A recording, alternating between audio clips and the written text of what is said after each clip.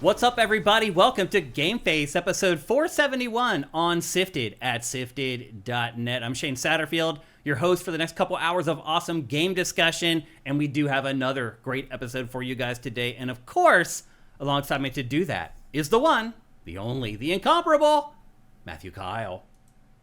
Mm-hmm. What's going on, Matt? How are you? Oh, you know, more of a marathon than a sprint. That's how life gets at a certain point, I think. All the sprinting is over. Especially when the marathon comes out. Right, yeah. Yeah, we got a great show for you guys. We're going to talk about the first details on the next Xbox. Finally, Microsoft has shared that at least a little bit of that information. We may be getting more this week, actually, but we're doing the show on Tuesday as usual. We're going to review, as Matt just hinted at, Marathon. We talked about it in the last couple episodes. Both of us, Matt, played some Marathon. So we're both going to talk. Only because you sent me a code. I did not pay for this. That is true. We're also going to review Pokemon Pokopia, which is some people's Game of the Year contender for this year. Matt and I have both played that. We're going to give you our verdict on that. We're going to review Fatal Frame II. We have a bunch of other fun topics in today's show. It is going to be a good one. Welcome along. So, Matt, you said your week has been a grind? No, I was just making a joke about having to play Marathon. Oh, Whoosh. Mm-hmm.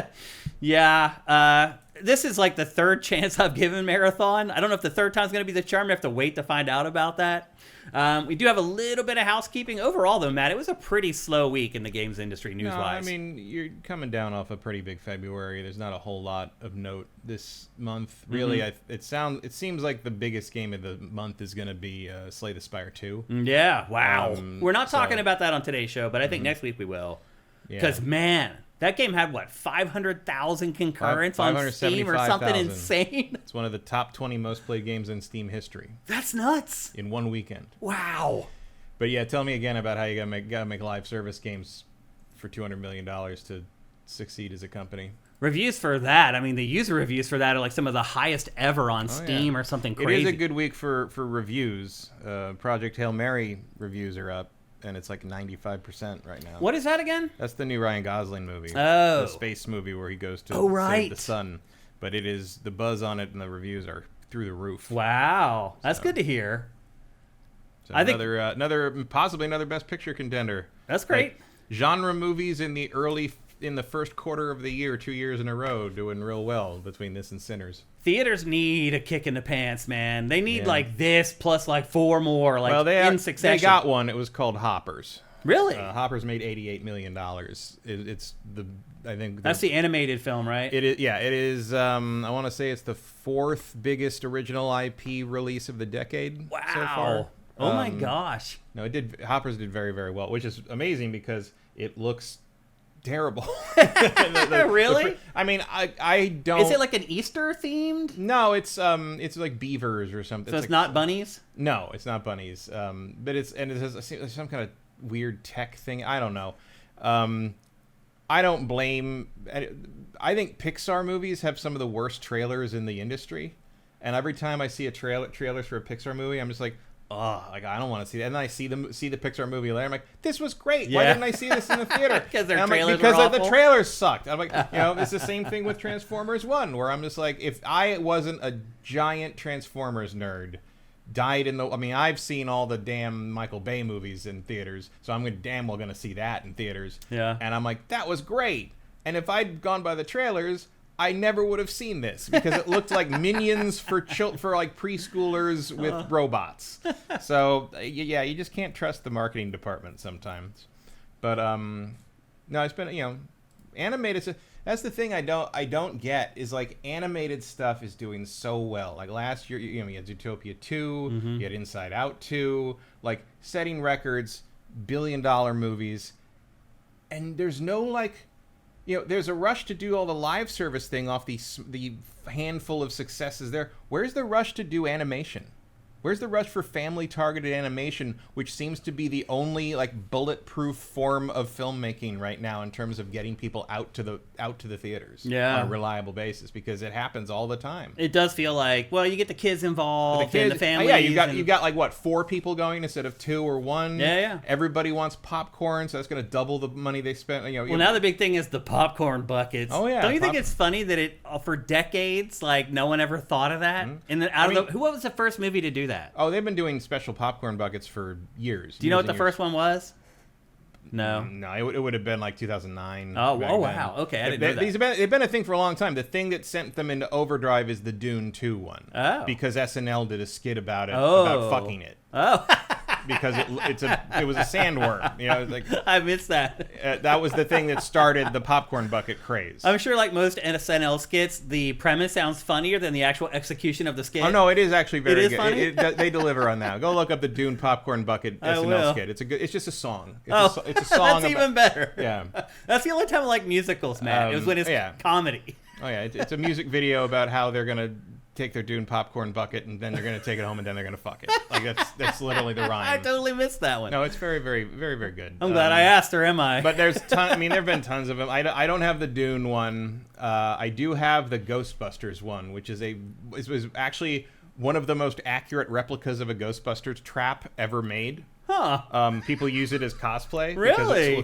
Because I also have the HasLab one, which is like a full electron. But the popcorn bucket weighs like 6 ounces, and the replica weighs like 2 pounds. So people would rather carry around a popcorn bucket on their belt during a convention, right? The popcorn bucket feels like the collector's edition of the movie. A little bit. Like it is a little bit. Extra money. It's like you want the useless plastic item that's going to take up space in your house like years after you already stopped caring about the the Yeah, that is basically what it's the Halo Reach statue of moviegoing for sure. That's funny. I would have gotten the there was AMC had an Optimus Prime one, I think for Rise of the Beasts, which was metal. It was like a metal, like it was a metal, him in the trailer as the truck with the trailer, and the trailer was metal and open. You put all the popcorn in the truck trailer, and the top of the cab opened and held the drink. Oh wow! And I was like, that's okay. But they didn't. That was gone instantly. And the other one that I thought was amazing was when I went to see Fantastic Four last year, and a couple people did buy the $80 2-foot tall Galactus head that lit up. Oh wow! Everything lit. Okay, the that's eyes kind and of cool. Lit up. But it's like, now you have a 2-foot tall Galactus head. What are you going to do with it? Put it in your and garage. No one finished the popcorn. Of course not. Because it was like gigantic. 3 people's worth of popcorn. Like the guy 2 seats down from me had one, and he put it on the floor between his legs, and he didn't even have to lean to pull the popcorn out because it was up to like his chest. Wow, it was ridiculous. That's funny. So yes, there is a crazy popcorn bucket war that was started by Dune 2. Okay. And I mean, You don't do it? I don't do it, but I enjoy seeing them. Yeah, why not? When I go in it's and fun. see like who has spent $100 on an electronic popcorn bucket. That's pretty funny. Well, welcome to GameFace 471 right here on Sifted at sifted.net. A couple things for housekeeping before we get going, before we check in with you guys as well in our chat. Today is Mario Day. Yeah. So if you don't know, M-A-R for March 10th, 10, Mario creates Mario Day. Yeah, It does. although in Europe it's Iomar Day. That's a good point. That's really funny, actually. It's only Mario Day in America. Yeah. Well, it feels like Mario Day is always hit or miss every year. Like one year it seems like they'll do something big, the next year they won't, and like this year it feels kind of muted. In all honesty, which hopefully because they got something else planned. No, probably. I think it's just the movie that comes out on April 1st. Yeah, the movie. Yeah, I think that's their big celebration. But I'm sure there was a time when they were like, let's release it on Mario Day. For one thing, it's a Tuesday. That's not when movies come out. Yeah. And B, it's still in Q1, and we don't need the revenue there. There's too many business decisions around it. It's just a nice visual coincidence. I think it's just something to think about. Yeah. Basically, Nintendo did announce a couple things. The first thing it announced is the release date for Yoshi and the Mysterious Book for Switch 2 that is coming out on May 21st. So, Matt, it really does feel like all the games that had announced for this year are coming in the first half of the year. Yeah, which is what I thought. I mean, yeah. They announce things in 6-month chunks, really. Yeah, when we previewed Switch and Switch 2 for 2026, we had a bunch of games. We were like, without dates. And you said, like, these are all probably coming first half of the year. And as it has turned out, as they've announced release dates, Matt was correct. And all these games are coming in the first half of the year, which means there must be some pretty big stuff for the second half of the year. It's kind of exciting to think about. They must have something. Are you excited for this game? Not at all. Me either. I have no vibes for this at all. I mean, I don't like Yoshi. Oh, really? I don't. I have. He's the star of the new movie, right? He's in. Yeah, definitely. Is it Donald Glover voicing Yoshi? Is that right? Yeah. All right. Doesn't that seem weird? I guess. I mean, except I would love it if like It's just Donald Glover going Yoshi. He's just doing normal Yoshi stuff, but it's Donald Glover. That would actually be funny. Donald Glover would do that. Too. He would. He'd absolutely do that. Yeah. But one thing I will say about Yoshi's games is generally they always have a somewhat unique art style, and this one does too. Yeah, I mean, I appreciate the art. all the art and all the elements. I just hate Yoshi. Yeah, I've never liked the character. I don't like anything about him, which is weird because I like dinosaurs, but I've just never liked Yoshi. My favorite Yoshi thing of all time is the Family Guy thing where it cuts to like the cutaway gag where Mario like leaps off him to like make the leap and then just flips him off with both fingers, and Yoshi like shakes his fist at him as he falls to his death crying. I'm like, that's the best Yoshi thing ever made. I have a feeling that I'll end up liking this more when I play it than I am watching it. Probably. It really doesn't seem to demo well. Yeah. But I don't know. I mean, it doesn't look any worse than any other Yoshi thing I've ever seen. I just don't like looking at him. Yeah, his mechanics are unique though. Yeah. So that's one reason why once I start playing the game, if this was like a Toad's Treasure Tracker sequel, I'd probably be into it. Like I just don't like Yoshi. Fair enough. So that was one of the big announcements, May 21st for Yoshi and the Mysterious Book for Switch 2. And then they also released a new trailer for the Switch 2 version of Super Mario Bros. Wonder. And I'll say this, there's a lot of changes coming to this game for the Switch 2 version. People are complaining about, I guess it was Xenoblade Chronicles X that came out a couple weeks ago. People have been pretty upset with the work that was done on that or the lack thereof. Looks like Chronicles X? Yeah, or 3. Was it 3 that they just put out for Switch 2? Kind of shadow dropped it out of nowhere. That was because X was last year. Yeah, it was 3. Yeah. People I didn't even know a Switch 2 version of 3 came out. Yeah, it was shadow dropped out of nowhere. I don't know. You really shadow dropped that thing. And people were pretty pissed off. They say that the upgrades and the additions weren't that great, but it looks like this game is going to get tons of them. Oh, this looks like almost a new edition. Yeah, and there is like a little DLC pack being tacked on and blah, blah, blah. So we'll probably talk about this in the next couple of weeks because the end of March is kind of light for game releases. So we'll be talking about this in the near future. But anyway, it looks like that's one of the big deals. And then the final thing that Nintendo announced for Mario Day is a new Lego set for Mario Kart featuring Luigi. And it's like $190. Like, is he staring? He does not do the death stare. Well, then what are we doing? I don't know. Seriously, like, why would you not seize that? Lego is on a cold streak right now. Really? They are. I have never seen such animosity in the Lego fandom in my life because the smart brick thing that's happening with starting with the Star Wars thing. Yeah. It's abysmal. Really? It is maybe the worst thing. You're talking about the thing where you shake the brick or whatever? Yeah. And it's like that thing is like, so the crazy, it's supposed to make sounds, right? Mm-hmm. The crazy thing is like, there's a thing like if you did that with like city stuff or like regular Lego stuff, and it's like making like like I can see like vehicles doing it or like a little airport thing. But the thing is, it's a synthesizer. It doesn't have the sounds in it. It's making the sounds for real. On real, it's generating the sounds based on the colors and the sets that it's the tag it's attached to or being. That's actually kind of cool. Yeah. But they started it with Star Wars, which means it's like fake ass Star Wars sounds. Oh right, like not the real. Like the lightsaber duel one is like oh no, there's no Star Wars sound. It's Star Wars, one of the most iconic sound banks in the history of anything.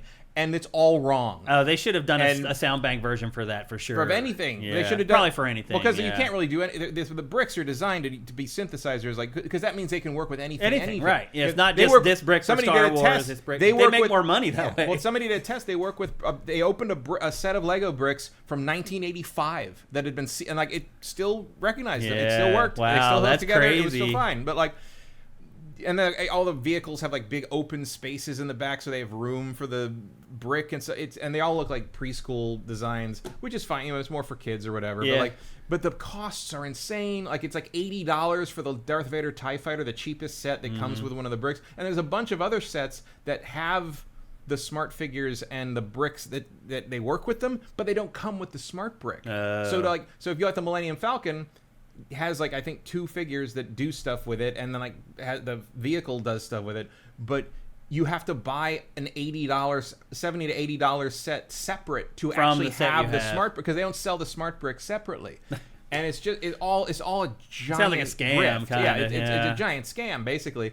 And like I have never seen every Lego reviewer all agree with each other on anything. Wow. And they're all, I mean, a lot of it's just like, hey, this is like be fun for a kid because you swoop the thing around, you pull the little thing, and they recognize each other. So like if you shoot it, like the X-wing shooting a little turret, and like whichever one gets hit more, it's like laser tag. It hits more. It plays a little explosion sound effect. Like that's cool. Yeah. But he's like, okay, I'm like, that's cool, but to get this X-wing and to get this turret and to get 2 smart bricks, I spent $280. It's not worth it. Like you can entertain your preschool child with way cheaper shit. Yeah. Like you can just get a play school X-wing that will do the same thing, and and like you put the figures next to them, and they're like, oh, they talk, but like Darth Vader goes.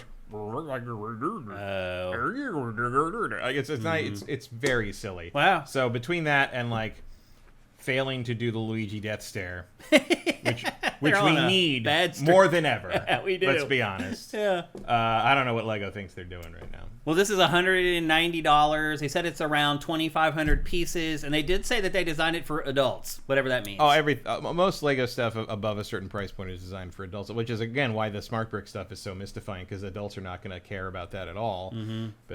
But again, like, and in the meantime, you got stuff like this, which is brilliant. Right. Like this is great. It is great. The Enterprise is great. Yeah. Soundwave is great. They've done some cool stuff over Christmas. I saw just like the Philadelphia Love Statue Lego. I thought that was awesome. Yeah. Like I was like, man, if I was buying gifts for my friends in Philly, I would buy all of them this, and they would all love it. The architecture stuff. I mean, there's a lot of great Lego stuff out there. Yeah. But like, I've not been impressed by the Nintendo stuff really. And I did look into the Pokemon stuff because I think that those are interesting because they're so rounded. Yeah. They don't look like Lego. They don't look like Lego. Lego. Yeah. But like all the reviews and everyone who's like used them, even the hardcore Pokemon. I mean, we're talking about people who grew up in the Pokemon trenches here, right? And they all just say, if you absolutely must have one, buy Eevee.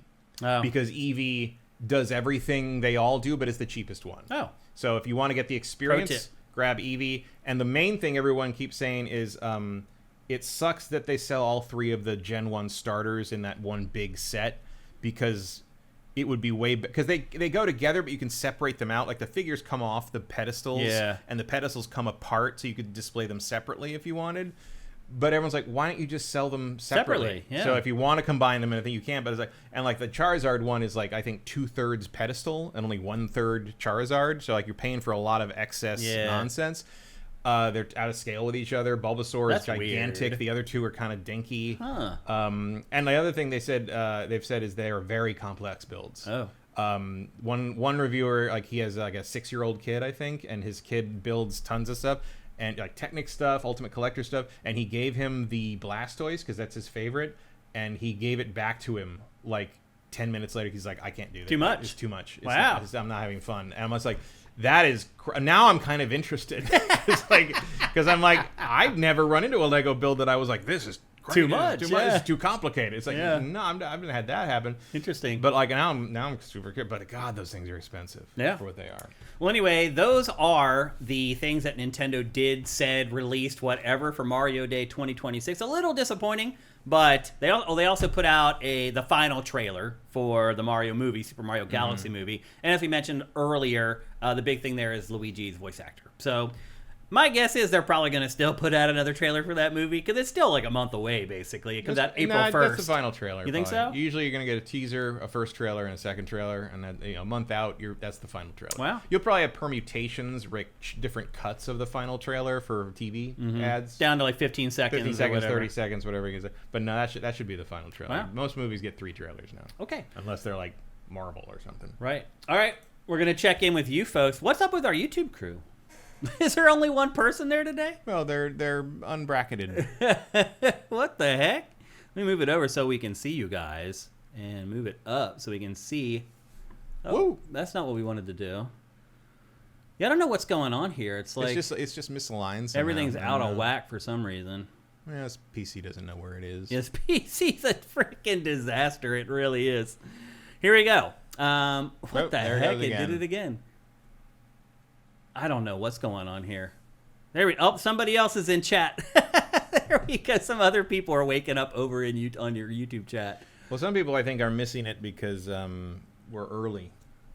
We're early? Because of daylight savings. Oh, that's true. Yeah. Happen Which I will admit really screwed me up this week. I'm glad it happened on Saturday night because I was all messed up. Yeah, I mean, I hate spring ahead. Yeah. Why do we do that in the middle of the night? Why don't we do that at 4 p.m. on a Monday? I don't know. So That would be great. So half of the, you lose an hour of the day on Monday. Yeah. Why do I have to lose an hour of sleep? Why don't I lose an hour of, work? Yeah. Petos82, he has a super chat for us. Are you guys hyped for Crimson Desert? Thanks for giving us great content every week. Thank you for tuning in, and thank you for the super chat donation. Yes, Matt is very excited for it. He drafted it on his fantasy team. Matt's very excited. I admit, there's part of me, it's like, I guess it's actually coming out. Yeah, on March 19th. And on consoles. Because I'm sitting here waiting. I'm like, okay, you're gonna delay it, right? Yeah, it's gonna get delayed, and we're not gonna see it till next year. It's like, no, I guess it's coming, man. And people are wondering about the. I'm waiting for because all the stuff they put out in the last month on that, it all looks amazing. It's almost hard to believe. I'm like, what's the catch? I agree. What's happening here? Yeah, I agree. What list do I get put on if I buy this? What is going on? Well, they finally showed the console versions today. Mm-hmm. People have been wondering, what's up with the console versions? They finally released some information on that today. That made people feel better. So, yeah, I mean, we're excited for it. We're definitely going to cover it here on GameFace. I mean, if it is what they show it to be, that's an all-timer, maybe. That's crazy. Yeah. That's one of those games you've imagined but no one ever made. If it actually comes to fruition, yeah, seriously. So thank you, Petos82. Appreciate that super chat. And then Blitches chimes in with, YouTube lets me lock my phone and listen to this in the background. I think a lot of people do this. Yeah, I'm sure a lot of people do. That's what I do with a lot of stuff. I was just comparing it to, last week. We had a bunch. Our YouTube chat last week was rocking. So I was just comparing it to last week. But, every week's different. So we'll see. Let's check out the crew over on Twitch and see what they're up to. Cinetype says it's a proprietary engine, so that has something to do with it. Yeah, them announcing late, what's going to work, what isn't. Yeah. Nabizel says, I would recommend starting the show earlier in summer as it's nice out. Many of us will go outside. Outside? Well, the other thing is that Europe doesn't do it. Aren't there bears outside? It actually works out good for people in Europe because they actually get it an hour earlier than normal. Yeah. Metal Gear Jimmy, thank you for Twitch Prime, and I'm just going to remind people, help us out with Twitch Prime if you can. If you're an Amazon Prime subscriber, you can give us a free $2.50 every month just by going to twitch.tv/SIFTDGames and doing two clicks or whatever. We'd really appreciate it. Fire Native, thank you for Twitch Prime as well. He says 3 months from my 5-year sub. That's awesome, man. Keep on keeping on. Rogerty with some bits. Thank you, Rogerty. What else we got up in here? Rosencrantz also announced new Mario Lego set. Yeah, I guess you put that in there before I brought it up. Wonders upgrade is $20, but like the other 20s, it's basically an expansion. Yeah, it is. It's more than just little tweaks for Switch 2 and better graphics. The upgrade was for X. Oh, for Chronicles X. Yeah. Okay. Yeah, I thought it was $5, but it made the visuals worse. Weird. I don't think it made it worse. It just didn't improve them as much as people hoped, I think. But it was a cheap upgrade. So I mean, if it got to 60 and it had to do some cheats on the visuals, then I would believe. I mean, X has got some weird stuff going on with the open world stuff. It does, yeah. Let's see. Rosencrantz. There is always a Nintendo franchise that doesn't click with gamers, it seems. Kirby didn't click with me, but the last 3D one did. Yeah, I think a lot of people got over the Kirby hump with the last Kirby 3D platformer. That one. And I don't care for the Kirby games, but I do like Kirby as a character. I really don't like Yoshi. I hate Yoshi. What else we got? My Emotions from Slagathor. I'm not sure what he's talking about there. I don't know. I think it was the Yoshi. A lot of people are into the Yoshi game. So. Oh, they are. Okay. And I think that's it. People talking about popcorn buckets. Yep. AJ asks you, who is your Oscar pick for Best Picture? Well, my personal pick would be Sinners. For the who's going to win. For the pool, who are you going to choose? That is tough. It is Sinners or one battle after another, and I just don't know which way that's going to break. Okay. There is also a dark horse chance of Marty Supreme, but probably not. Although one thing you have to remember, and Michael B. Jordan could win actor over Chalamet, but the thing you have to remember is all the furor over Chalamet's comments about dancers or whatever. That happened after voting closed for the Academy. So no one who voted for Best Actor or Best Picture was mad at Timothée Chalamet about that yet when they voted. I see. So you just don't know what that's going to be. I hope it's Sinners. I guess there's a pretty good chance it's Sinners because it is the most nominated movie in the history of the Oscars. Also, fun fact, most of the costumes in Sinners are from Blade. Oh. The Blade movie that never No got way. made. Wow. Because they'd already gotten so far They that in repurposed production it. design, they made the costumes, so they just used those costumes, and they are now up for an Oscar. Wow. So Blade never got made, but the costumes apparently would have gotten nominated for an Academy Award. So here we are. Wow. That's crazy. But yeah, I'm rooting for Sinners. One Battle might still get it because Paul Thomas Anderson's never had an Oscar. Never won, rather. So maybe it's his quote-unquote turn, but it's a lot harder to make those predictions now that they have diversified the Oscar voting committees, because back in the, 10 years ago, it's just like, well, what are a bunch of old white guys going to vote for? Yeah. And it'd be like one battle after another. Very easy. Yeah. But now, you just don't know. Yeah. Because it's a very different, it's a more diverse voting body.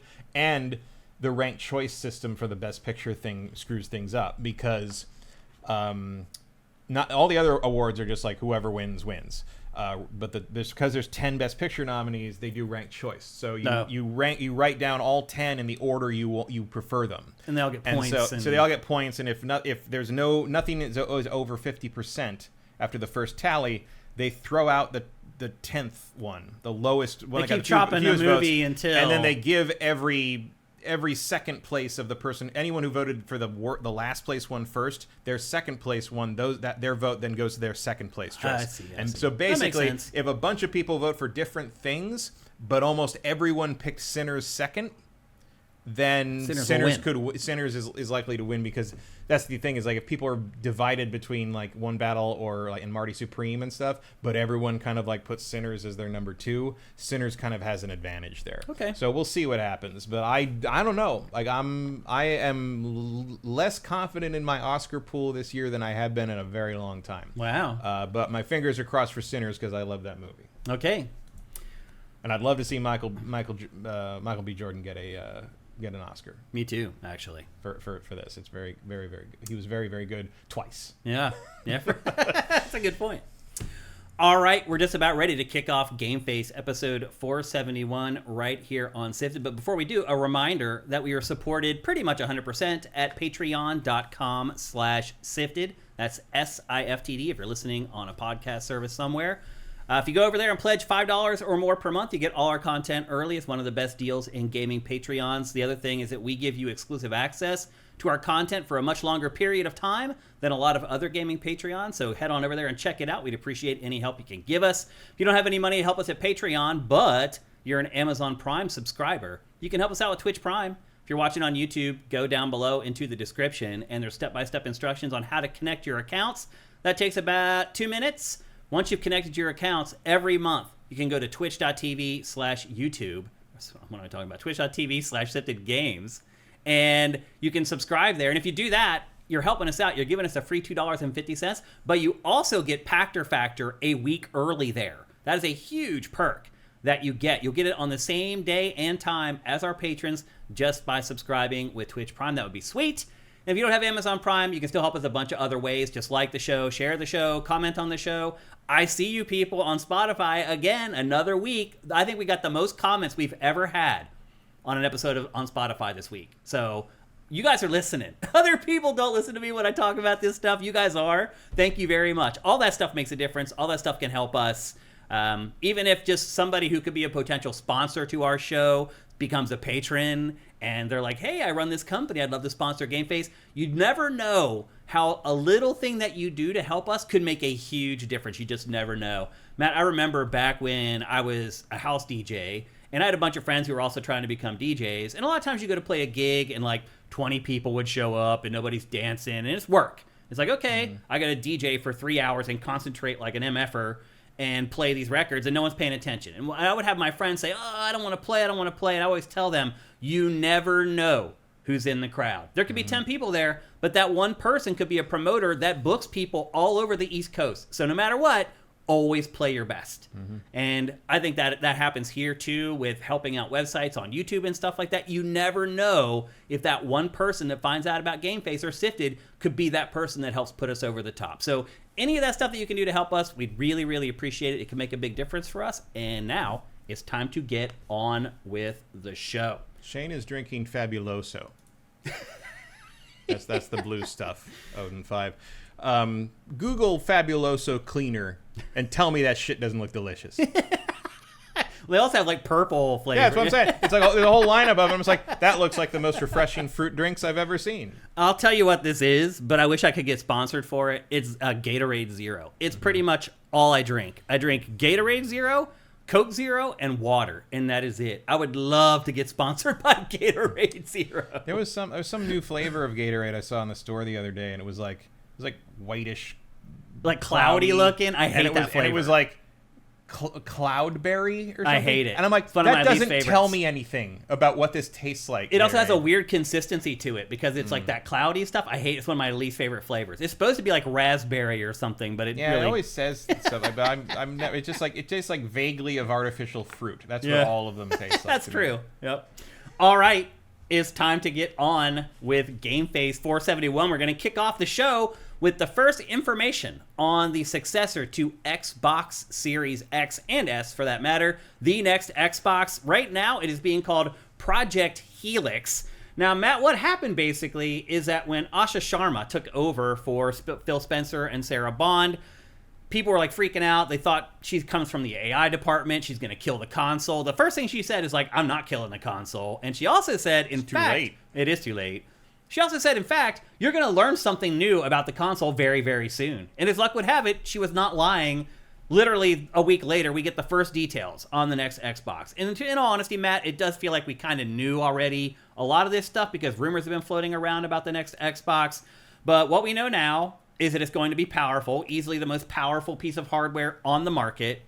And I think we kind of knew that already. Even Sarah Bond kind of hinted at that they weren't going to half-step with the next Xbox. And then the other thing that we had just kind of surmised because of the Xbox Ally handheld was that the next Xbox was going to play both Xbox and did we skip the Ellis PC Cream games. Ad? Sorry? Did we not do an Ellis Cream? Oh, we can do it after this topic. Okay. We don't have to do it every time. And so the other part of it was that we guessed it was going to play both Xbox and PC games. And as luck would have it, in fact, it does. It plays both Xbox and PC games, Matt. Now, here's the big question that comes to mind first for me. Why is it called an Xbox? Because people know the word Xbox. That's what it really feels like. Like, it feels like it really has no connective tissue to the Xbox brand whatsoever. It's just going to be this generic PC that just so happens to have hooks in it in the code. It's going to have green on it. Right.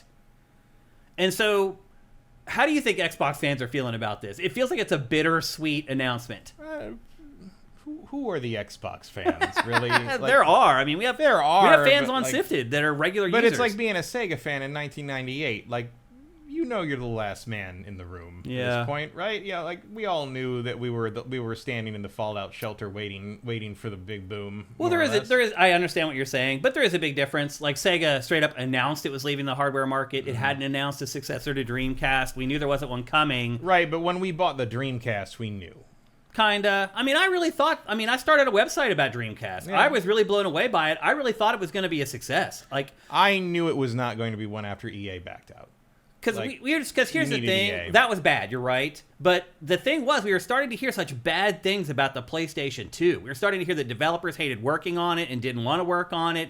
The X factor there was we didn't know how many people would buy it just because it was a DVD player. As it turns out, a lot of people did. Yeah, but Sony's lucky the Matrix came out when it did. Really is. Like, that was perfect timing for Sony. But ultimately, like, as I was looking at things, I'm like, okay, this Dreamcast is awesome. I'm playing sports games online against other human beings. I'm playing PSO online against other human. I love the Dreamcast. Same. So like, no one I knew cared. I get that, but to me, looking at that in the PS2, I was like, it might have a chance because it looks like Sony is totally fumbling the ball with the PlayStation 2. It turns out it didn't, but at the time, I really thought that Dreamcast had a shot. So I figured if the PlayStation didn't beat it, Nintendo would. So Sega had just been on the back foot for so long that, I didn't see a way to recover from that. And I love the Dreamcast. I have a Japanese one and an American one. I have 100 games for it. Most of them are imports. Like I got the Japanese one the year that came out. Like, Christmas was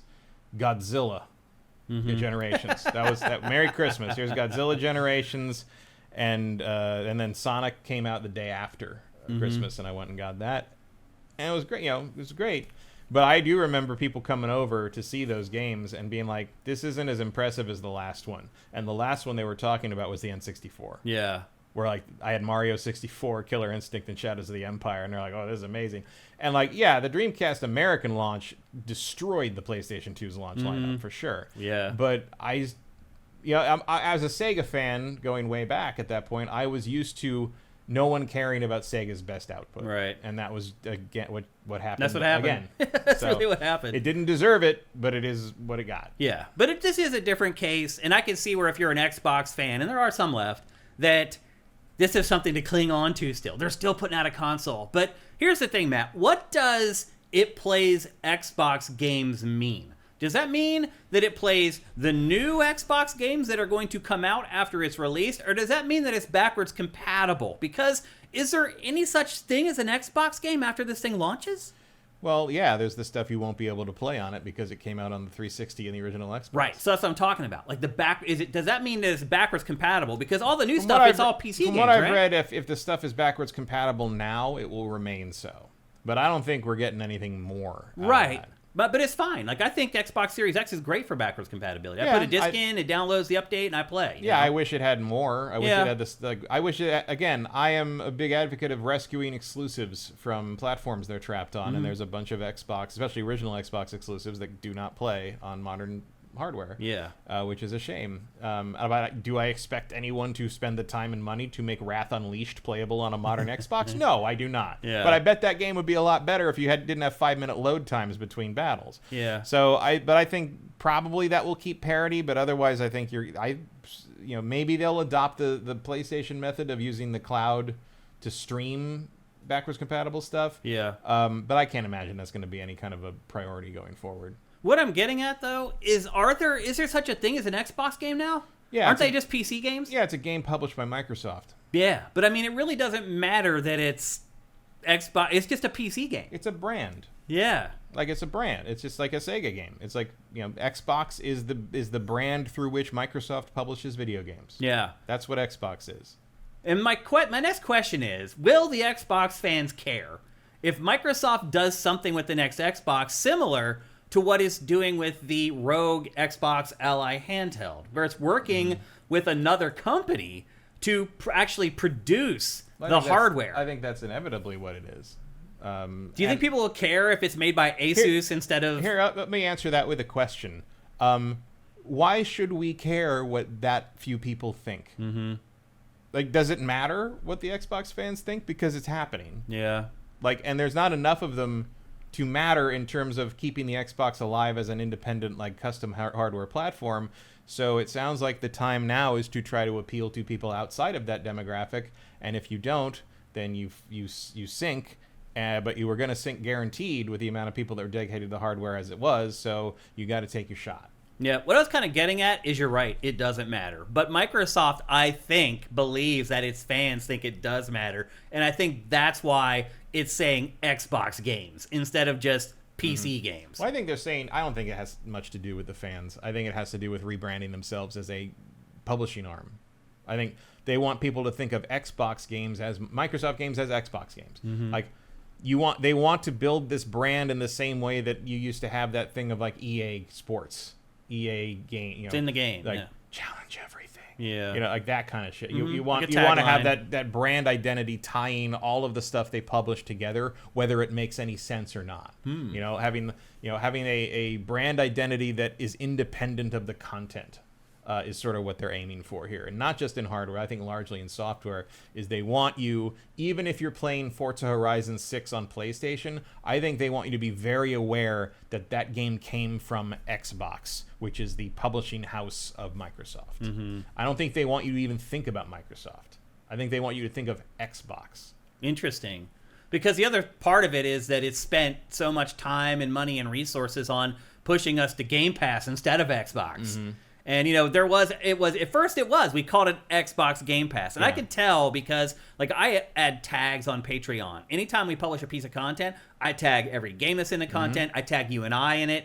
And I can look at my tagging and see how that has transformed over time. Like, when Game Pass first came out, all the tags were Xbox Game Pass. Yes. Then over time, I started doing PC Game Pass, and now I just use Game Pass because the Xbox part has kind of disappeared. So my prediction is that they are going to rebrand Game Pass into something that is just Xbox. Really? Xbox centric. Like something, maybe it'll be like Xbox Nation or Xbox, not Xbox Live probably, but like. That'd be great if it came right back around. It's not live, you're downloading stuff. Like, or like Xbox Streamy or Xbox something. Archive, Xbox Live, something like that. Some kind of thing that makes Xbox the identity, the environment. It doesn't matter what platform you're on. It matters that you're playing games that came from Xbox. I mean, that's kind of what we're getting at here, is that Xbox is no longer hardware. Yeah. It's a concept or a construct. Yeah, it's a brand name. Yeah.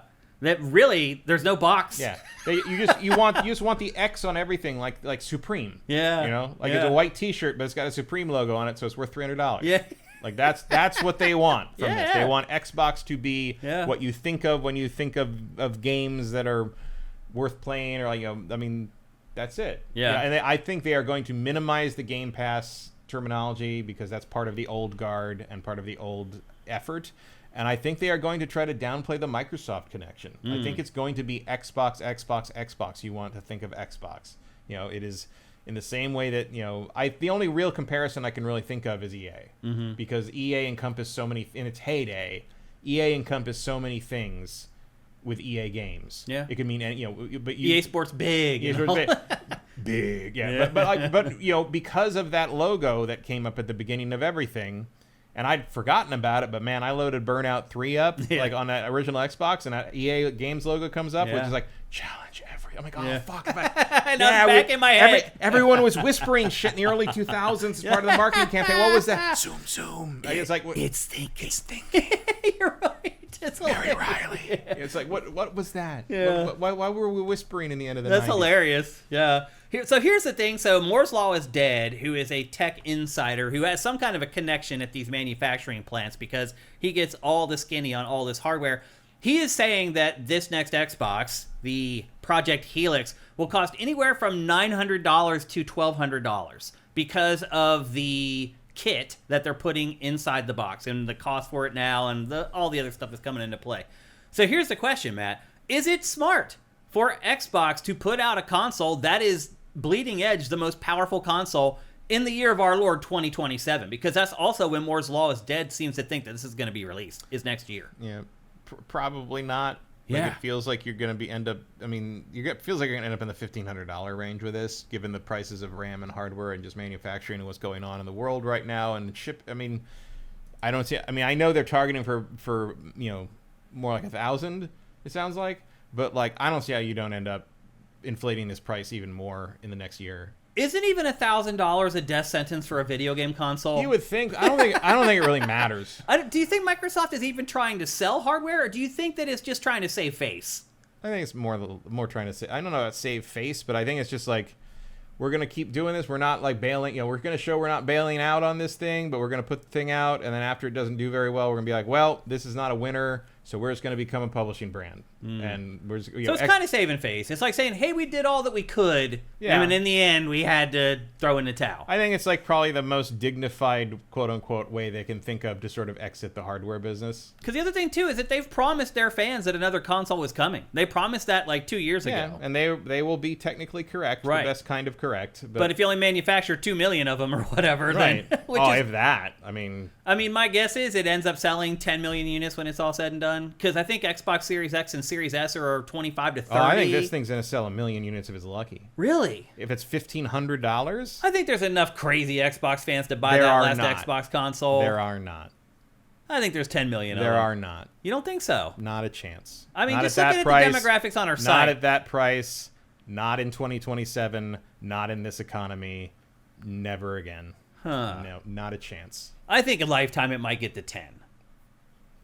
Maybe, I don't think out of the gate. Maybe if they drop the price to 300 at some point, yeah. Well, it's like Packer says, you drop the price to $100, you'll sell 500 million units. Yeah, you want to talk about units sold, maybe, if they deep discounted to get it out of the stores. But in terms of like full price, you're going to sell maybe 1 million units at $1,500. There's not a chance. I guess I'm just struggling to figure out why. Like, what's the point of Microsoft doing this when it's already... I think it's too late. It's already ripped a Band-Aid off. No, I think it's too... I think the contracts are in place. The hardware manufacturers are already made. The deals are already made, and you can't back out of those without screwing over your business contacts. And I do think they want to keep doing the Rogue.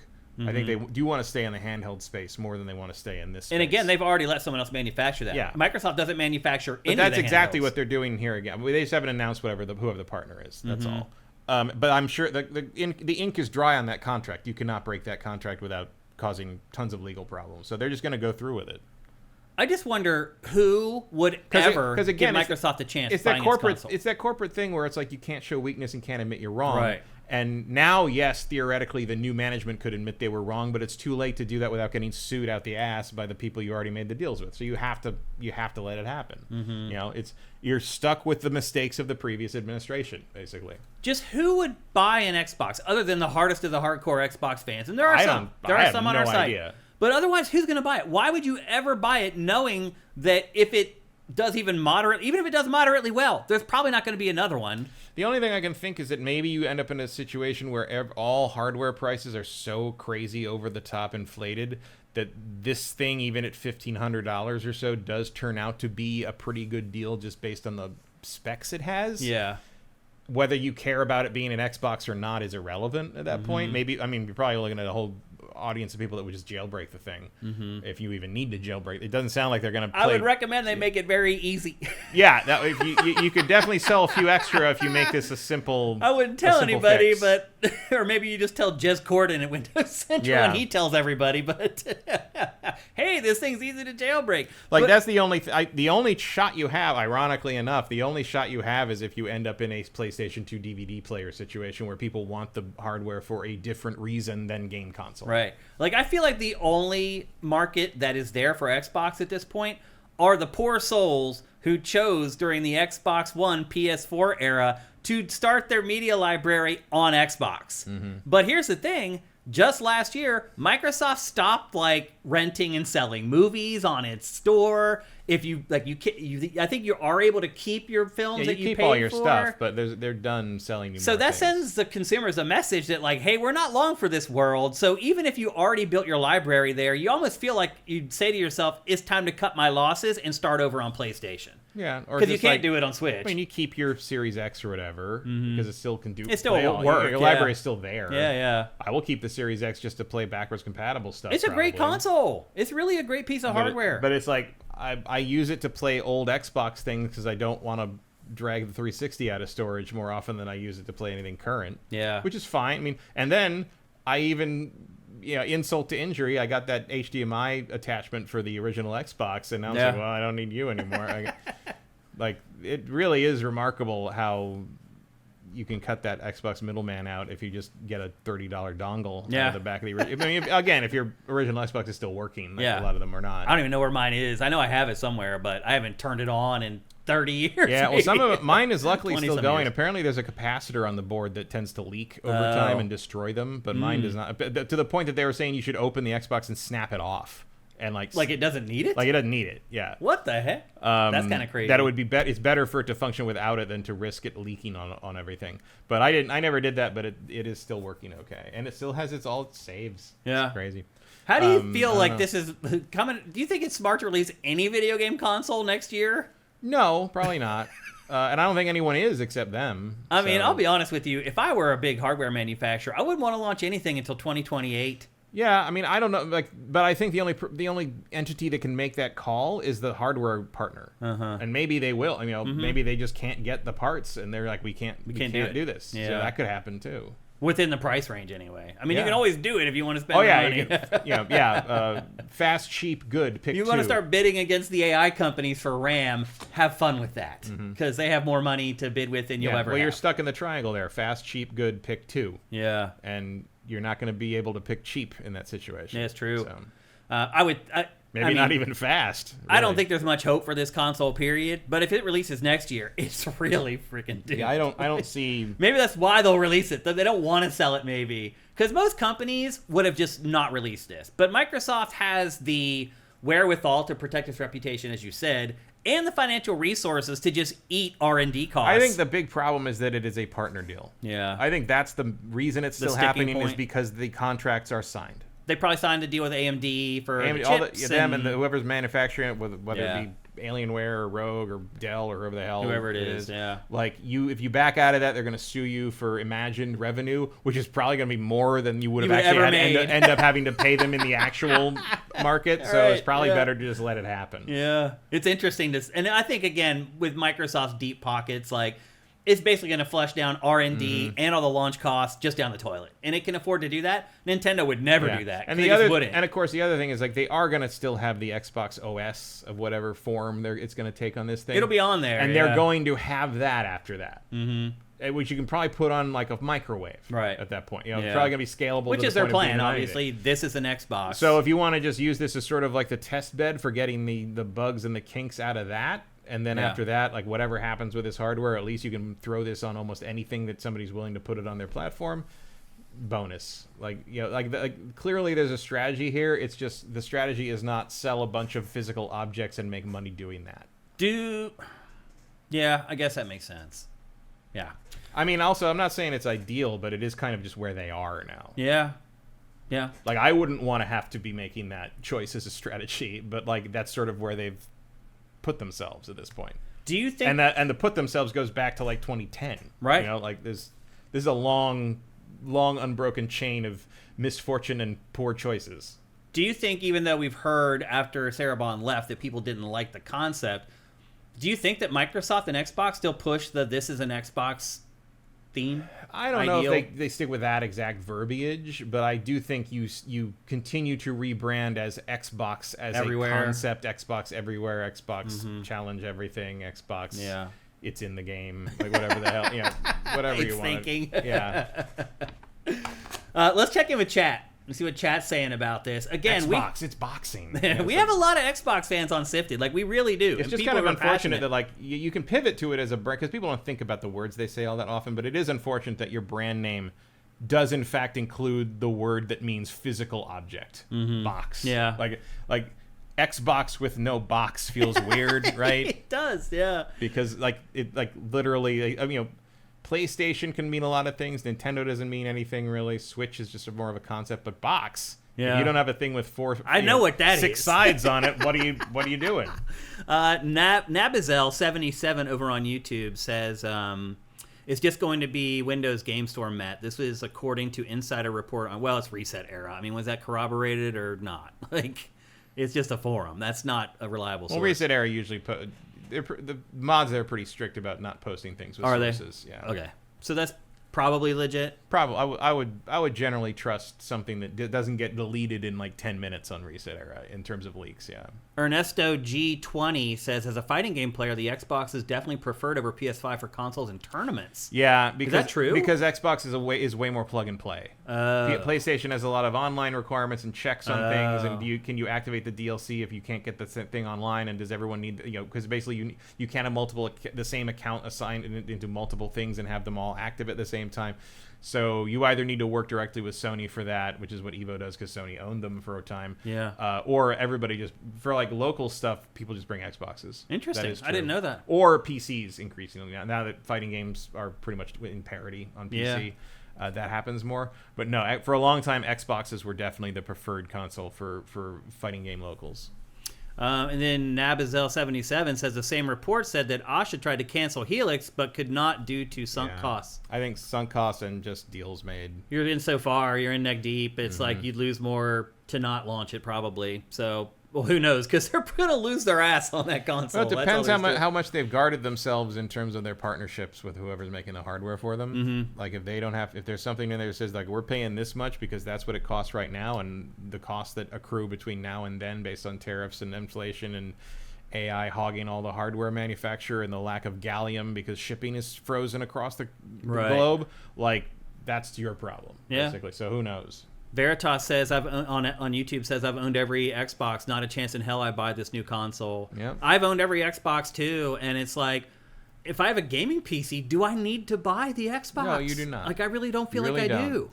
And that's been true for a while now. Yeah. And I mean, this will be the first mainline console I don't buy since the Jaguar. Yeah, that's the era where I didn't buy everything too. Yeah, kind of after the Atari 5200, there was that zone in there between that and like because the NES where I mean obviously I didn't get a CDI or a 3DO or any of that I had nonsense. Buddies who bought those luckily and I could just play them. But the Jaguar was the last one of those that weird little fleet of like also rans. That's a good way to put it. Yeah.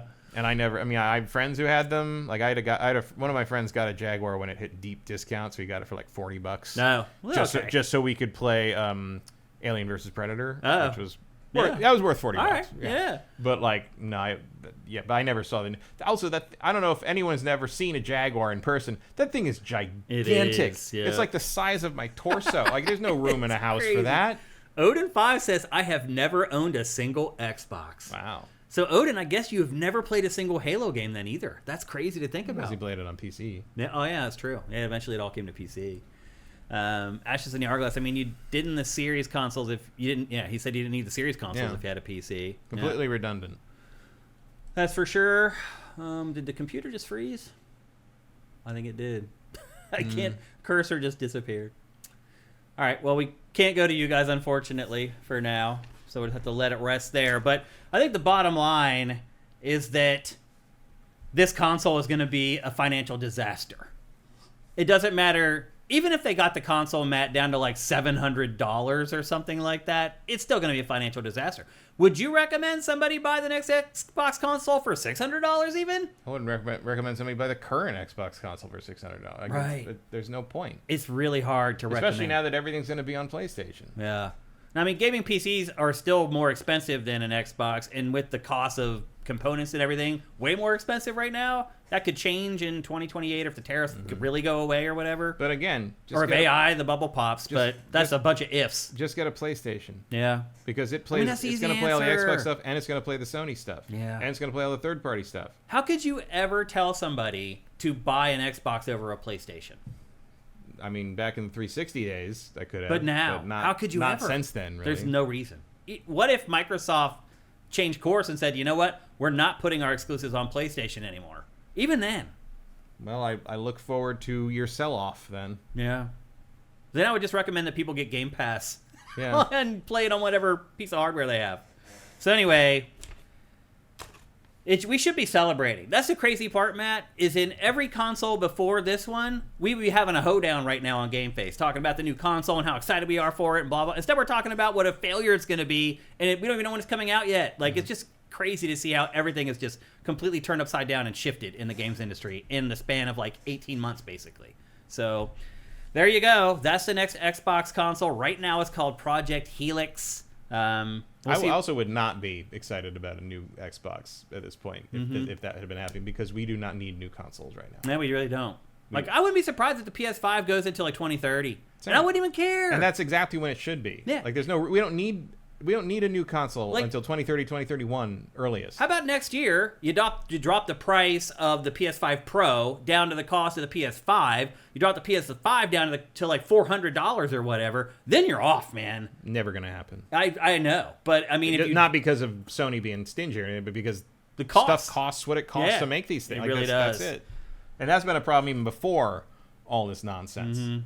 Like, you know, the cost of components to make the Switch and the PlayStation 4 also didn't drop. Yeah. The way they used to back in the day. It's true. So yep. That's it's just kind of the world that we're in. The other thing, too, is that like a lot of electronic stuff gets repurposed into other things. So a piece of tech that could have been used in a console 3 years ago now is used in like a toaster. Also, and keep like look at the Switch. Like it ended up using those old chips that were used in like what was it, Razer's laptops or whatever. Yeah. And they're no, they were just Razer the shields. Yeah, shields. Yeah. And they ended up selling so many more of those chips. And that's kind of what happens now. Like the weaker chips just get put into something weaker. They don't go away anymore. The chips have a lifespan that goes through multiple phases. And it never used to be like butterflies. Yeah. They got the chrysalis and the pupa. Anyway. And also you gotta remember it doesn't matter. Because like all this stuff we're talking about, it's like what?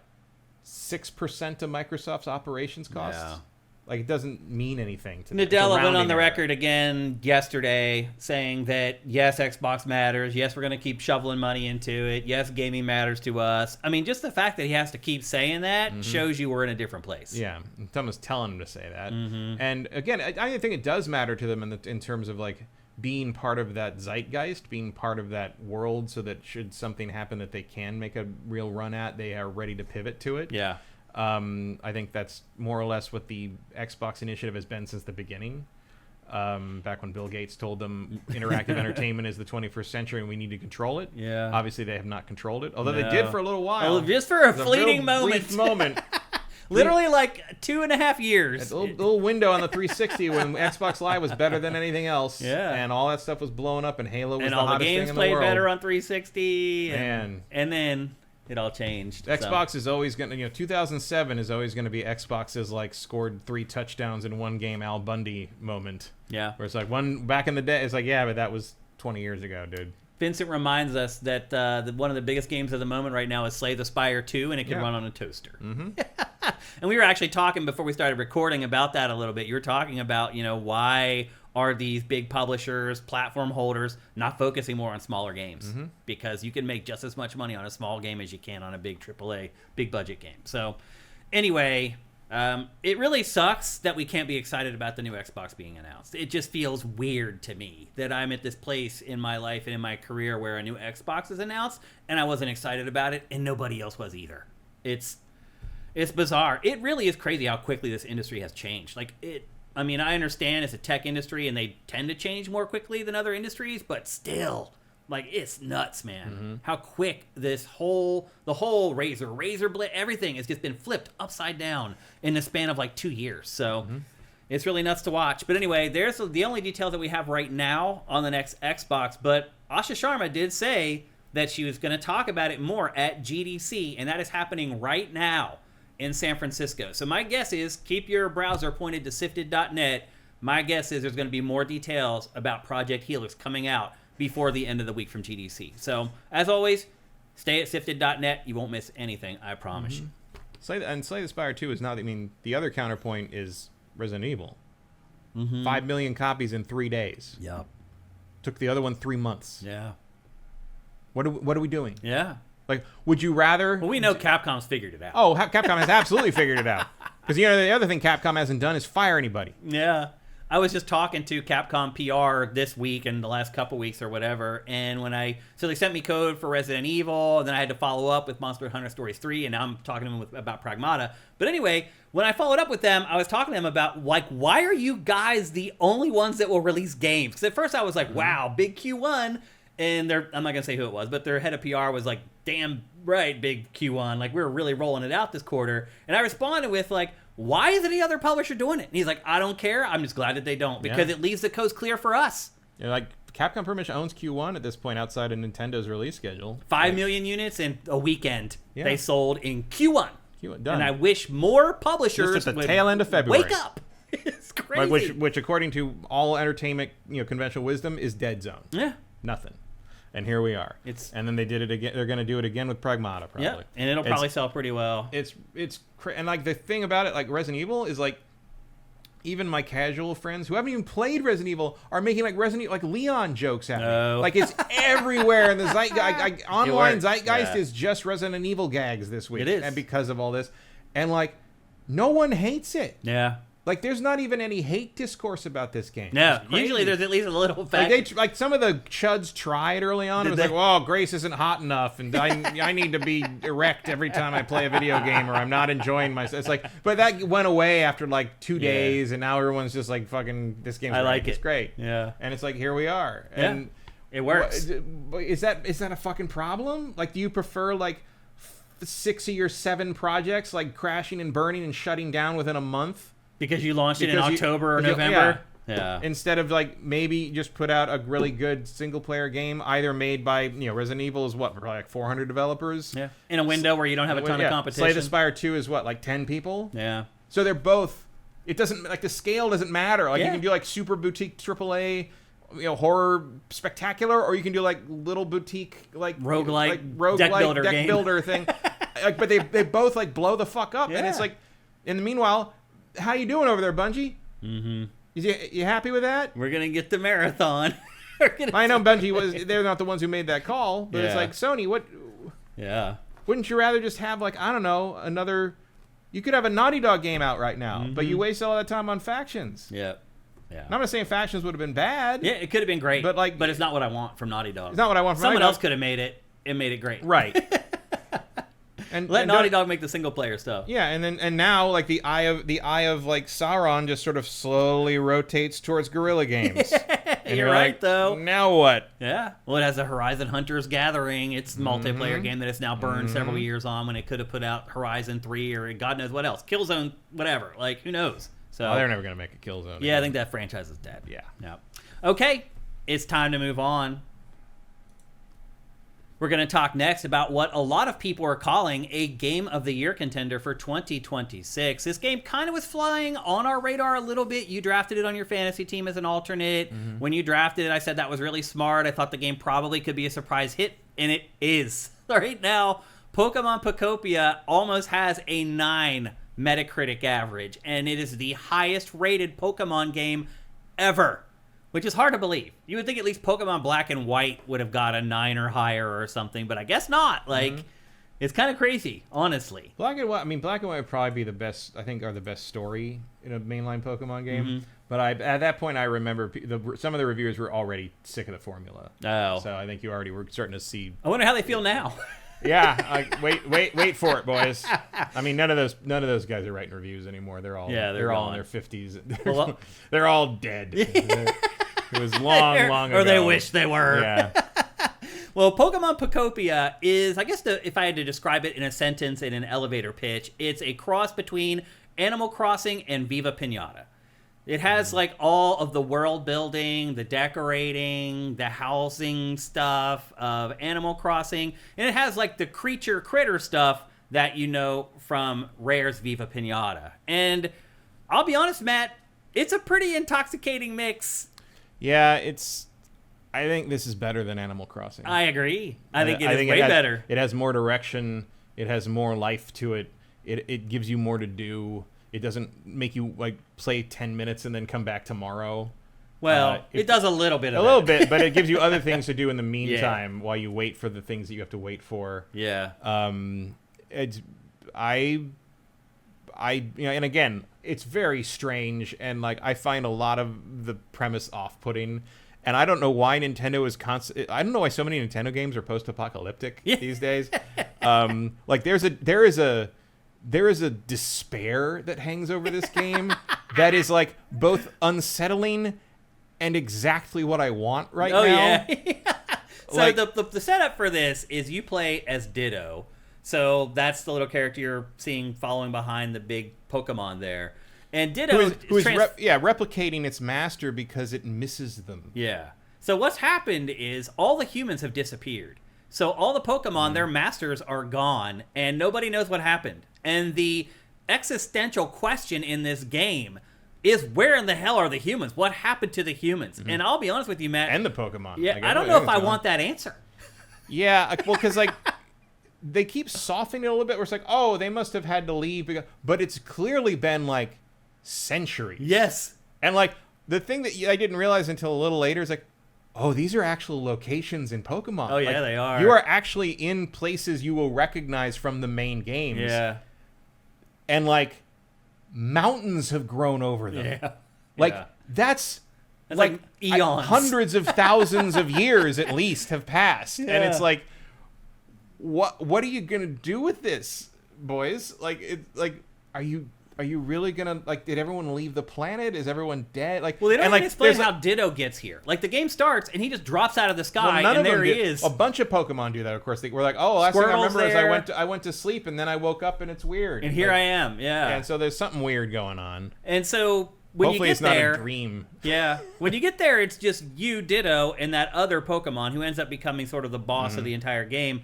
And then you find Squirtle, and from there, you basically need to... The object of the game, really, is to repopulate the world with everything. With, you're seeing right now, getting water back in the world. By spitting on everything. Returning moisture to the world. Returning Pokemon to the world. And basically how you do it is by building these habitats. So every Pokemon has a preferred habitat where it will show up in. And throughout the course of the game, you unlock new habitats. Like, sometimes it's like 4 high grass around a tree. Sometimes it's 8 rows of flowers. Sometimes it's 4 things of flowers around a tree. Each one of those matters, and when you lay those down into the environment, you'll get like a sparkly effect or whatever to tell you you've created a habitat. You come back, literally, like 5 minutes later, and there's a Pokemon poking around in there. You grab them, pull them up out of the grass, and you add them to your repertoire. Now, once you add a Pokemon to your repertoire in your world, that's not the end. You have to keep the Pokemon happy. So they'll tell you, like, okay, you built this environment for me, that's great, but I want a chair, I want a fire, I need rain because it's too dry. And so the objective of the game is to go around and satisfy all these Pokemon. And so what Matt was saying earlier was, like, there's still the Animal Crossing stuff in this. Like, for example, when you build your first Pokemon Center in this game. Like, you start it, and they say, it'll be done tomorrow. They don't say, and like there's when. nothing like the smaller stuff to be like, oh, it'll be done at like 6:15. I'm like, okay, cool. Like, on the money, like 6:08, it'll tell you. But like the big stuff, it's like, oh, it'll be done tomorrow. I'm like, tomorrow, like after midnight, tomorrow, 24 hours from now, tomorrow, like after tomorrow. Like, what does that mean? Yeah. Like, because like you're kind of, because you have to assign Pokemon to these, so those Pokemon are out of action. Yeah. Until you have to assign Pokemon to build the stuff. And you can cancel the build if you want, but why? Yeah, why would you? Once it started, I'm not doing 24 hours. that. Now, the nice thing is that usually by the time you're doing a big build like that, you can go to another location and do, like, that has its own set of quests, and own set of Pokemon, and own set of, you know, another Pokemon Center to build. Like, it's like you have like a bunch of different Animal Crossing islands to solve, and that actually is like the direction on this is actually really refreshing, and the pacing in this is great. And the, like, each area lasts about exactly as long as it takes you to get almost sick of it. By the time you've got it, and it feels kind of good to like put them on like building the Pokemon Center and move on to the next thing and come back a day or so later and they've built it, and then there's some new stuff to do in that area and it feels kind of like, oh, I'm back in this area, let's go spend an hour or two there. Like, the flow of it is really good. Yeah, the pacing in the first, and there are fossils. There are, yeah, and I don't even care. Like, that's how you know they got me. Matt is right. The pacing in this game is great. So like on Animal Crossing, you go to build a big project, I just turn my console off and come back like 3 days later and see what happened. In this, you can get the project going. You assign all the resources you need, like all the wood and stone and everything. Then you assign all the Pokemon that you need. And sometimes they require specific Pokemon that have building skills or whatever. You assign that, and they go to work. And then they'll tell you, with big stuff, they'll just say tomorrow. Smaller projects, they'll be like, it'll be done in 5:41 or whatever. And sure enough, right at 5:41, that thing is done. Yeah, it's usually in 15-minute increments from exactly the time you started. Yeah. So you will get very precise times for that. Yeah, but the thing is that, like, while that stuff is happening, there is so much other stuff to do.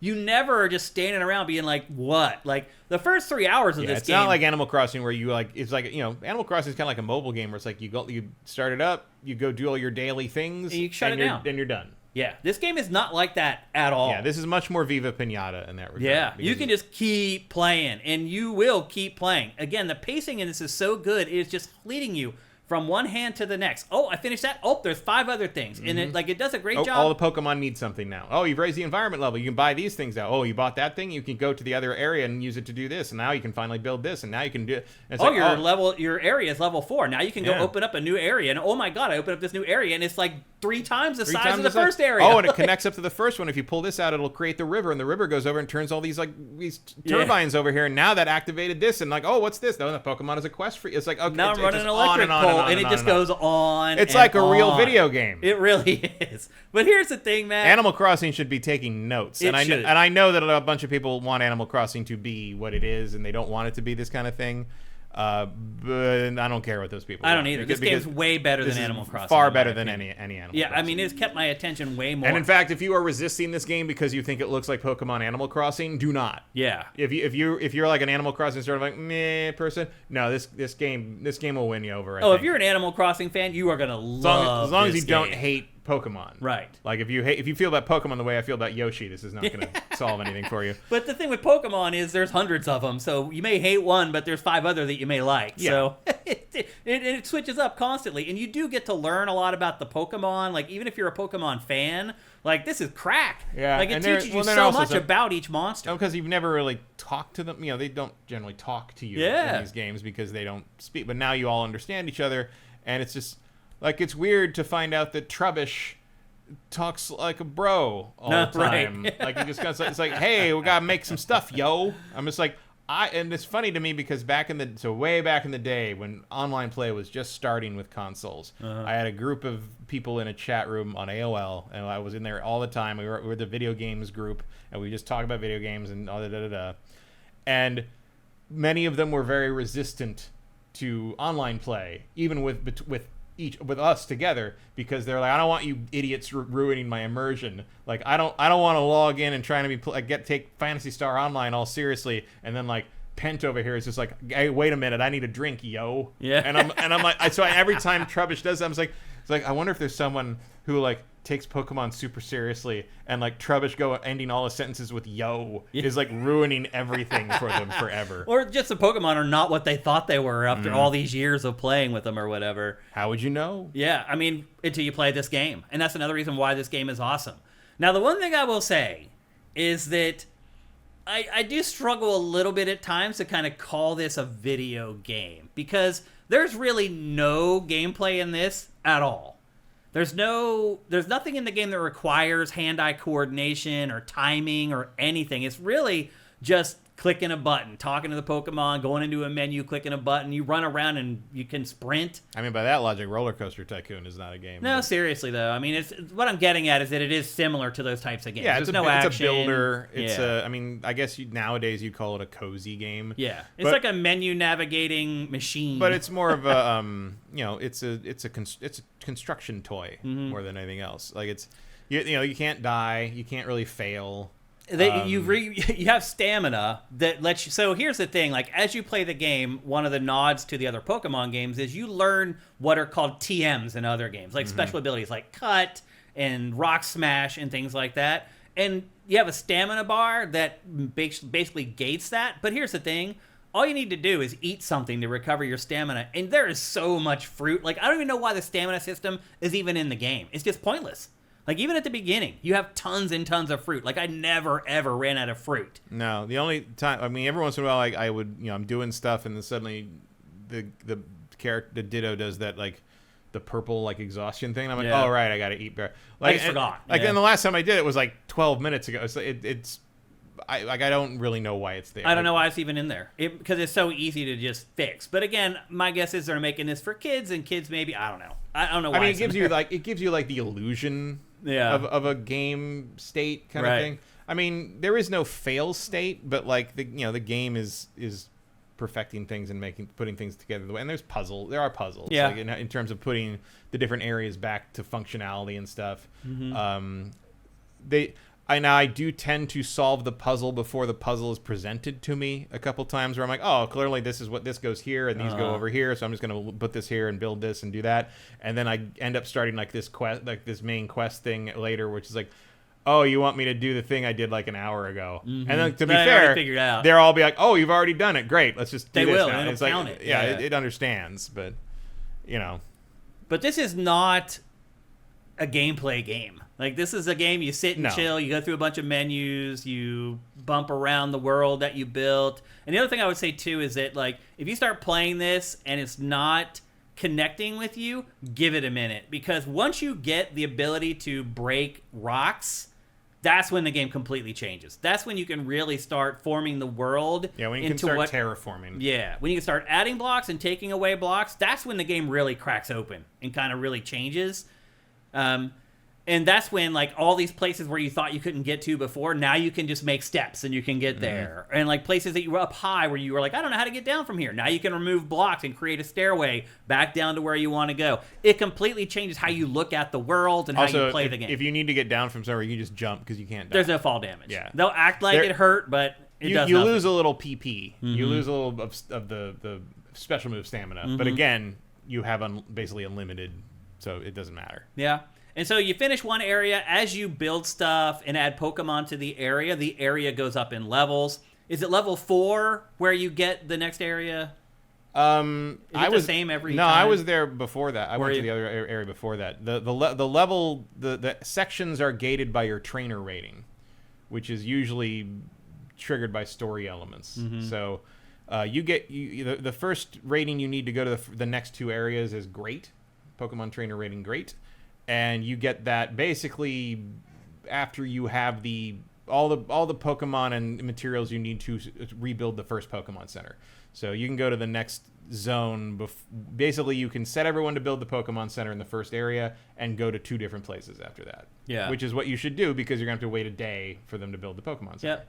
And then you get to that new world, and you're basically just starting all over again. Yeah, every section is its own little self-contained area with a Pokemon. Like rebuilding the Pokemon Center is like a big milestone for any of the locations. But like, that's usually when you know you're ready to move to the next area. And like as you get to different places, you'll be like, okay, well, the Pokemon, because the Pokemon Center, like, you know, usually the thing that is like kind of getting you through that is the PC. Yeah. You access the PC, it'll tell you what you need to do, it'll give you hints on things. You can buy stuff You can buy stuff from the store, you can turn in challenges. Yeah, that you've completed. But like you'll get to one early on where it's like, oh, the PC here is broken. So we have to figure out how to fix the PC, which means we need a particular Pokemon, which we don't know where that Pokemon is. So we got to talk to people that might know that Pokemon until they tell us what environment they've seen that Pokemon. Now you got to recreate the environment, but you don't have the item you need for that environment, so you got to go around and find the item. Figure out where to get the item. Find the item or find the recipe or whatever. So it's that kind of thing. There's a lot of like, you will know what you need to do pretty early on, but there's going to be 17 steps between you and getting that thing done. Yeah. And that's basically this game. This game is gigantic. And it makes things... I was up till 4 a.m. last night playing this, and I did not realize what time it was. The time flies by. Because, again, the pacing is so good, it just constantly is grabbing your attention and taking you to something else. And if you get tired of doing that, if you start checking the menus, you'll find that there's 5 other Pokemon that have requests that are waiting for you to complete, and you can find something else to do. And then you're like, oh, right, I never created those environments or whatever, and so you'll do that, and be like, oh, and now these new Pokemon showed up, and they have new things for you to do, and like maybe one of them teaches you a new move, and you're like, what is that for? I don't know. Inventory management... You may look at this B-roll and say, "Oh my God!" But you can just keep building, boxes to building save boxes, stuff. And you put them next to the. As long as you put them next to the workbenches, all the workbenches can draw from the straight from boxes. The box. Yeah, so they've thought of everything, even in other areas, so that's fine. Actually, there's this in the second area. There's a second inventory upgrade that basically gives you a whole second screen to hold. I mean, I have never had an inventory space problem in this game. But I just wanted to point it out. I'm vacuuming shit up like you wouldn't believe. Me too, Yeah, you pick everything up. Yeah, I do. And because you end up using it all.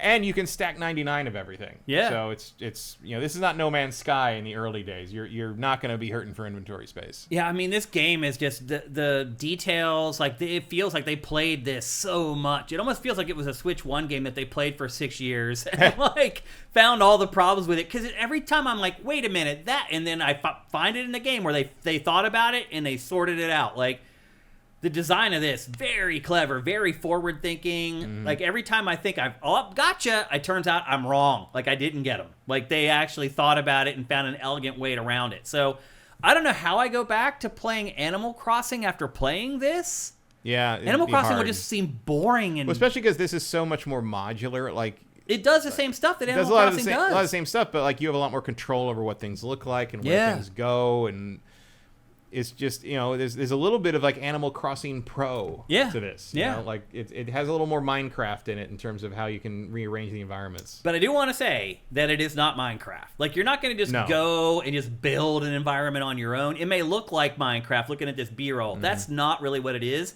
Like, you could, I guess, if you want to spend the If rest you're of your like life. patient enough, you could place blocks until you get whatever, and I'm sure people will. Yeah, they will. But I would never do it. Yeah, I wouldn't, but people will. I mean, I guess generally what I would say is that this game does feel like a time waster, but it's a really, really good one. Mm-hmm. Like, it reminds me of like a fidget spinner or all this other stuff that it's like, when you use it, you don't understand what the artistic value of it is, but all you know is 2 hours later, you wonder where the 2 hours went. And that's kind of what this game is. Like, I don't feel like I've accomplished things that I'm proud of in this game. Do you? I don't get pride. I guess the video Pokemon games, really. Center, that moment I felt kind of some pride in that, but otherwise it's not like these accomplishments I feel really good about.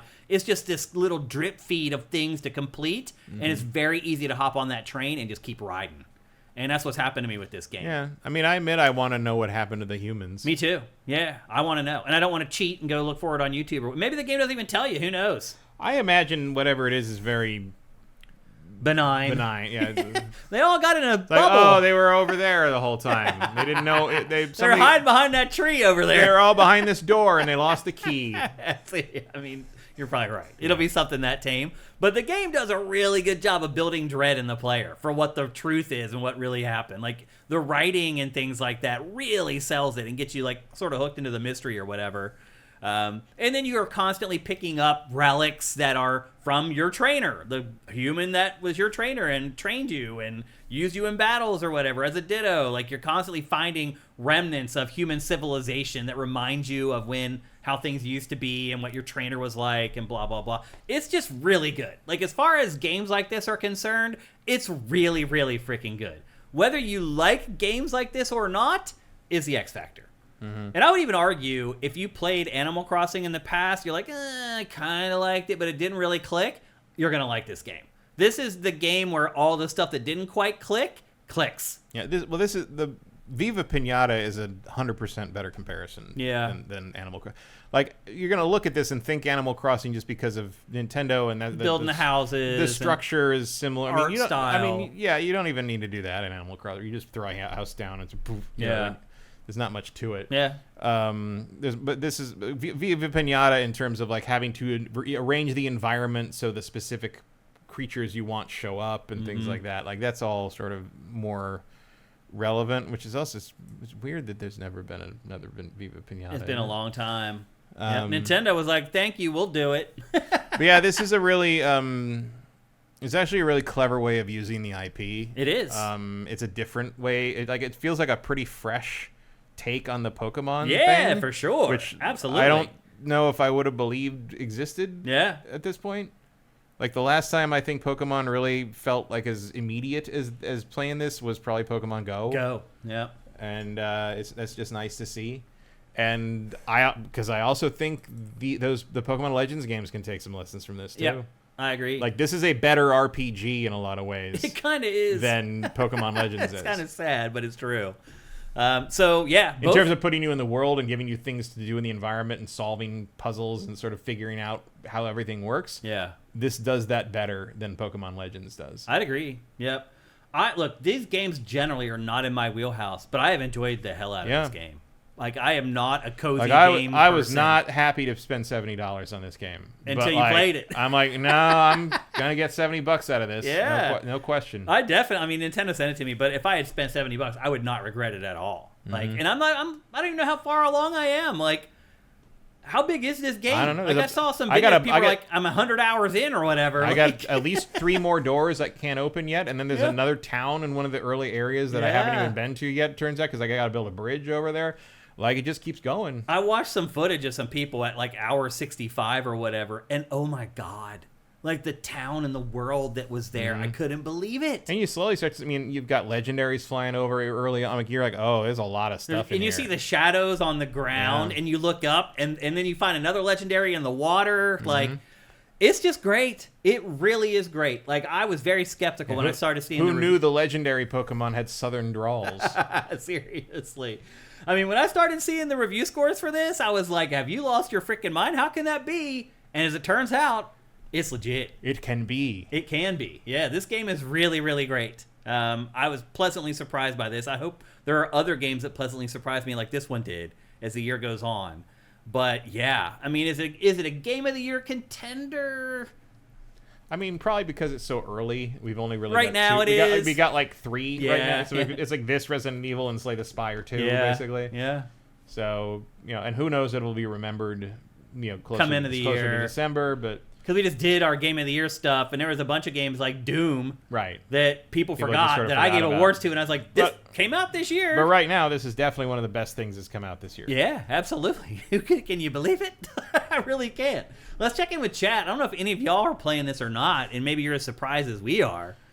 You can bring the Pokemon with you, Silk Jeanette. You can have up to 5 of them follow you around, and then they'll do things for you. Like if you run into like a thing that needs to be set on fire, Charmander will light it up, or or like there's other ones in further things that like you can show them things that they're interested in, that'll make them happy. Mm-hmm. There's others that some of them have different abilities that interact with things you need to like clean up or do whatever in other environments. Yeah, there's no fighting or battling or anything like that. Yeah, they're all very friendly with each other. Mm-hmm. They don't even care if you accidentally hit them with the cut or the rock smash. They're like, hey. Yeah. But it is interesting how they've managed to tie in all these little elements of Pokemon into this framework. But you will notice that not a single one of them uses a Pokeball. Right. You land in a Pokeball when it starts. When you come out of the sky, you're in a Pokeball, and it opens up, and there's Ditto. But you're right. None of the other ones ever show up in Pokeballs. Unless they are also falling from Pokemon. Maybe that's the thing. Maybe it was like a global catastrophe and they're slowly reseeding the planet with Pokemon from Pokeballs in orbit. From like stasis ships. And once the Pokemon have like re-terraformed the Earth, then the people will come back. Maybe. What if that's the story? I don't actually know. I don't know anything. I don't know. I haven't figured it out yet. Yeah. It's still a mystery to me. I don't know how it all works out. Ruthina says, "Why does it look so good?"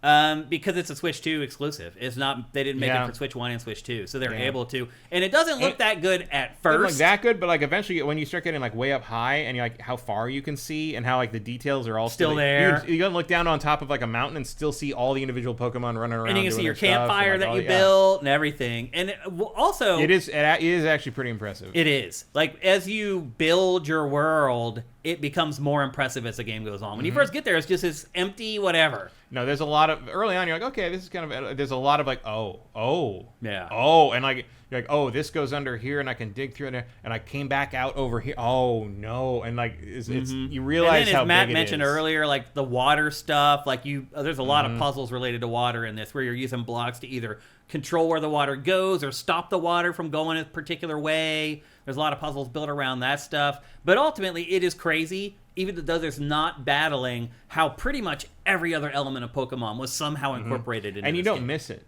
Yeah. I have not wished I haven't had either. a Pokemon. No, I haven't wished I had a battle or yeah. anything at all. Like, it does a great job all on its own. Like, at no point during the game have I been like, you two, fight to the death. Yeah. It's like, that's not a thing. And how about, this game is so popular right now that Amazon started charging $80 for it. Yeah. They jacked up the price by $10 on Amazon. And, I mean, people will pay it because you can't find it anywhere else. Like, they didn't make enough of them. So it's sold out, like, everywhere across the world as far as physical versions are concerned. So if you want a physical version, good luck. Obviously, you can buy it digital off the eShop, no problem at all. Srista says, good to see there are so few Switch exclusives worth getting. I mean, we're only... It's 70. 8 months. It's 70 on Amazon. Yeah. Oh, it is? Yeah. Maybe they put it back down after the story broke. Well, let's look at the price history. Yeah. No, it says it's range from $69 to $69.99. Huh. Interesting. That must have been some third party, because sometimes you get that if like everything goes out of stock briefly, the third party person will pop up and like does that. Yeah. That happens a lot, and it can be very hard to tell. Yeah. That something's not an official, especially if it ships free. It looks almost exactly the same.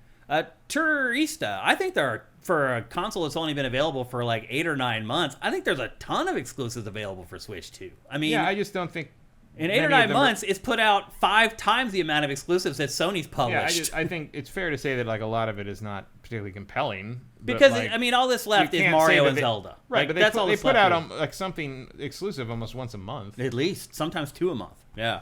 I mean, you may just not like the games that are coming out, but I mean, if you look at Switch 2 for the first 8 months and how many exclusives are available for it, it's crushing pretty much every other console. That's all I'm saying. You may not like the games because they're Nintendo games or whatever. I get that. And I don't, a lot of them. Most of these games are not of any use to me, but you cannot say that they're not supporting the But then I just wonder what would make them happy. Like, only Mario and Zelda, that's it? I don't know. Like there's a bunch of stuff. I mean, what would make you happy? Well, more We already got Metroid. More Fire Emblem. Well, we got something resembling Metroid. More Fire Emblem, but we're going to get that in a couple months. Yeah. Like, I don't care about Yoshi, but that's fine. Mm-hmm. There's always a Yoshi. There's always a Kirby. Yeah. Like a new Xenoblade, but that can come later. Yeah. Like I'm not impatient about anything on Switch 2 right now. I've been completely happy with Switch 2 since I bought it. to do on Switch 2. I'm shocked at how many games I've already played on my Switch 2, honestly. I'm pretty happy with the update rate for the retro consoles, for the the online subscription. Yeah. Like, seems like once every 2 weeks we get a couple games added to that. I think it's all going fine. Yeah, I think Nintendo's doing a good job so far. It could do better. It could always do better, but I think it's doing okay.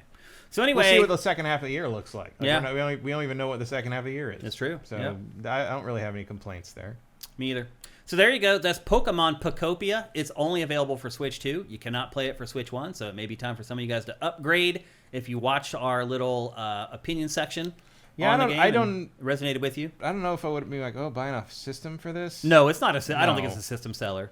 It could be a cumulative thing. It could be part of it. Yeah. Yeah. Like. But this is what happens, right? Over time, there's games that you kind of like, and if once there's 5 that you kind of like, maybe it puts you over the top. Maybe it's also, I would say you probably want to buy a hardware as soon as you can, if you can. Because the price, Nintendo has said, go buy it because it's going to go up. They already cut off the Mario Kart bundle. Yeah. That's already done. Like, if you can find that somewhere in a store, buy it. Which they already, that was always planned to That was always the plan. Always planned to end in February. Yeah. But, like, and it did. If you know you're going to get a Switch 2 eventually, you should get it now. Get it. Yeah. You should go get, because it's only going to get more expensive. And if you do find a Mario Kart bundle lying in some Best Buy somewhere, snatch that thing up because they're not coming back. That's the best price you'll get on Mario. Although, again, I will personally say I don't think you're missing too much if you don't get Mario Kart. Well, I really liked it, but he didn't. So take that for what it's worth. All right, we're about. You go get that Sonic one. That was more fun. Yeah, we're about to talk about Marathon, but before we do, here's a word from our awesome sponsor, LS Cream. It's LS Cream, the fine cream liqueur crafted by fellow gamer and sifter Stevens Charles. Inspired by the Haitian drink crémasse, LS Cream delivers an award-winning experience with every single pour. One sip and you'll see why. It's a party favorite. The silky blend of fresh cream and premium neutral grain spirits mixes great with everything. I dare you to put a shot in your coffee. I've been drinking it for years and still, I find new combinations that taste incredible. LS Cream is the kind of drink that keeps surprising you thanks to its notes of vanilla, cinnamon, nutmeg, and coconut. Take it to any gathering and watch it steal the spotlight. We've never seen anyone resist.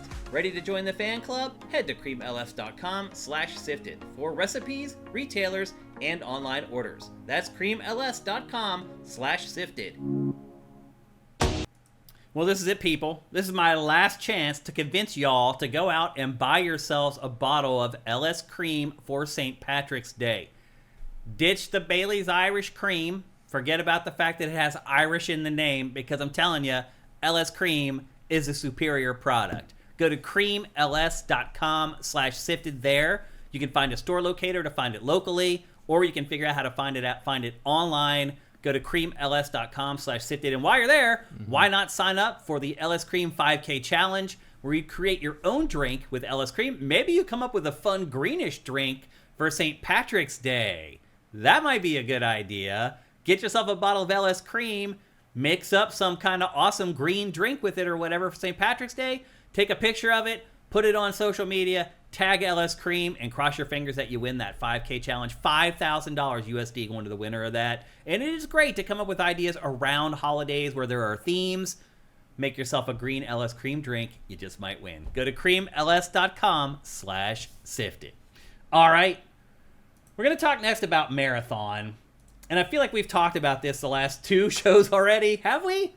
Or was it just last week? Last week. Yeah. It was nothing, because that was the server slam. I had played the server slam last week, and I'd only played for a handful of hours. So I got review code of the game, and I played it a bunch more. And not only did I get review code, I got Matt a review code for this, and he played Marathon, which I am very appreciative of, Matt. I did not expect you to, If I came in and you said no, I would have been like, that's cool. But you gave it a go. You went and played Marathon. And since I already talked... Not a lot. But you did. So since I already talked about it last week, based upon my like 5 hours of play, I'm going to let you start the discussion on this Marathon, talking about your impressions of it. Well, first I was not impressed that I had to install kernel-level anti-cheat software. Yeah. Battle Eye, whatever that is. I've never even heard of that one. Neither had I, and I looked it up and it's like, oh, a bunch of things use this, and I'm like, I played half the things on this list and I did not install any anti-cheat software. Because it wasn't installed on your PC? I did not have to install, I mean, it was on my PC. It was or wasn't? It wasn't, but I have all these other games where I did play them. But I did not install any anti-cheat kernel-level software to play Watch Dogs Legion, and I would not have. Yeah. So I don't know what else to tell you. Yeah. So at first I'm just like, I don't want to put that in there, and I looked it up, and everyone's just like, well, I've had it on here for years, and who cares? And I'm like, okay, I guess, fuck it. So I loaded it up, and I'm very interested in like the opening cutscene and all the premise, because it is taking the premise of Marathon, like. The original Marathon stuff, obviously the events of the original Marathon games are not really referenced here. I guess this could take place after them in some ways. But the premise of, building a colony ship into one of the moons of Mars and sending it to Tau Ceti to establish a human colony there, and then they lose communications and something goes horribly wrong. And in the original Marathon games, it was basically a prototype Master Chief has to fight off an alien invasion and a couple of rampant AIs, and one of the AIs basically takes that Spartan to other places in the universe and enacts his plan to escape the confines of the universe. So that because his problem is that eventually the universe will end, which means eventually he will end. So if he can escape the universe, he will not have to die. No.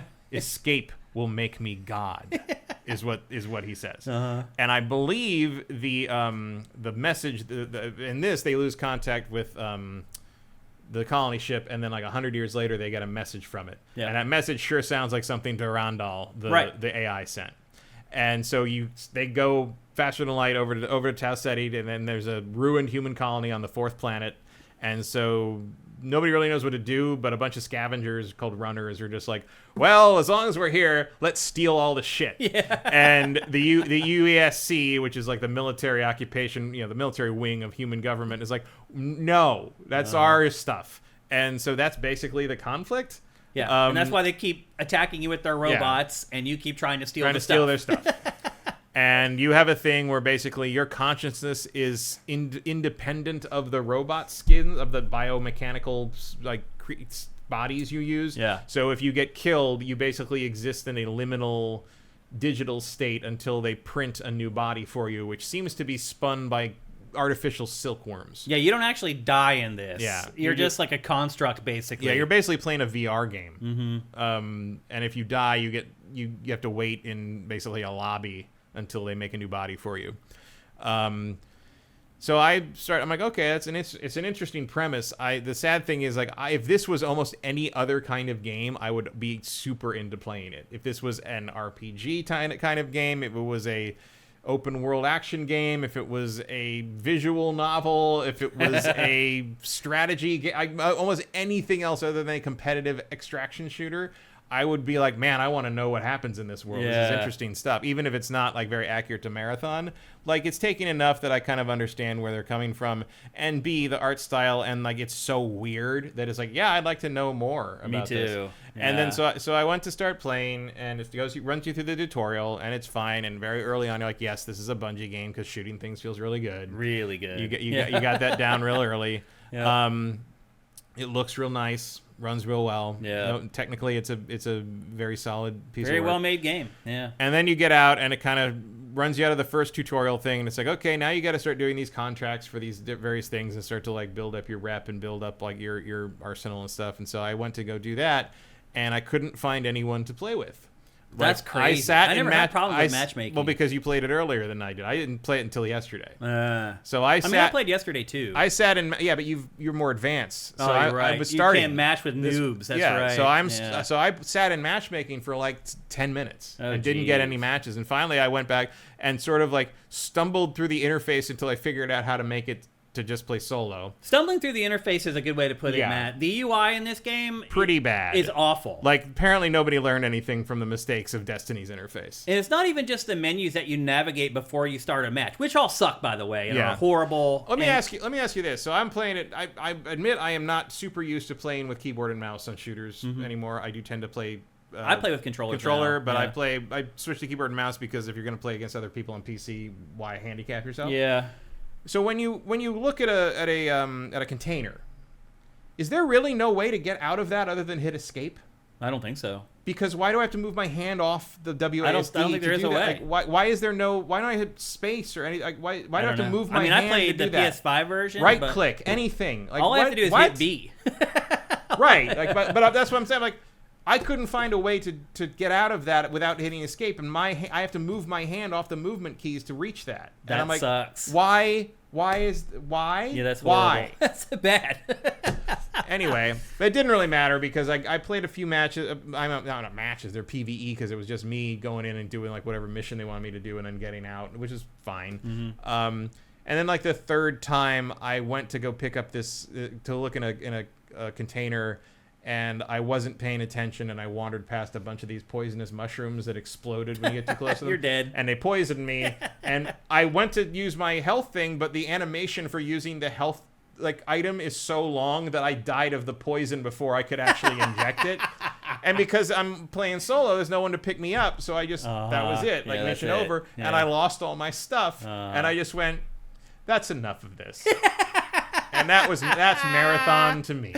I mean, that's not Marathon to just you, Matt. That's Marathon to a lot of people. So I played 5 hours in the server slam. None of that stuff carried over to the final game, which I had not checked to see if that was going to be the case, but it does not. So I just start all over again. And it was just the same old thing that I went through with the server slam. It took me 7 matches to get to level 3. To this point, Matt, I think I've still only completed like a handful of mission objectives because if you follow the waypoints out in the world, they take you to nothing. If you follow the waypoints that are out there, you get to them, and it'll just be a waypoint in the middle of like a girder, and there's nothing there. I have found it impossible to actually complete the missions, track the missions, and follow the missions in this game. Even the people that I play with, I'm like, okay, these people probably know how to do it. Every group I played with, they didn't do it either. We never complete missions. So see up there at the top right there, that acquire new cow employee ID from infested building and column. I literally played 20 matches and never completed that mission. I would follow the waypoints all the way to the end, and you get there, and there's nothing there. I don't know if it's a bug. I don't know if I can't read the...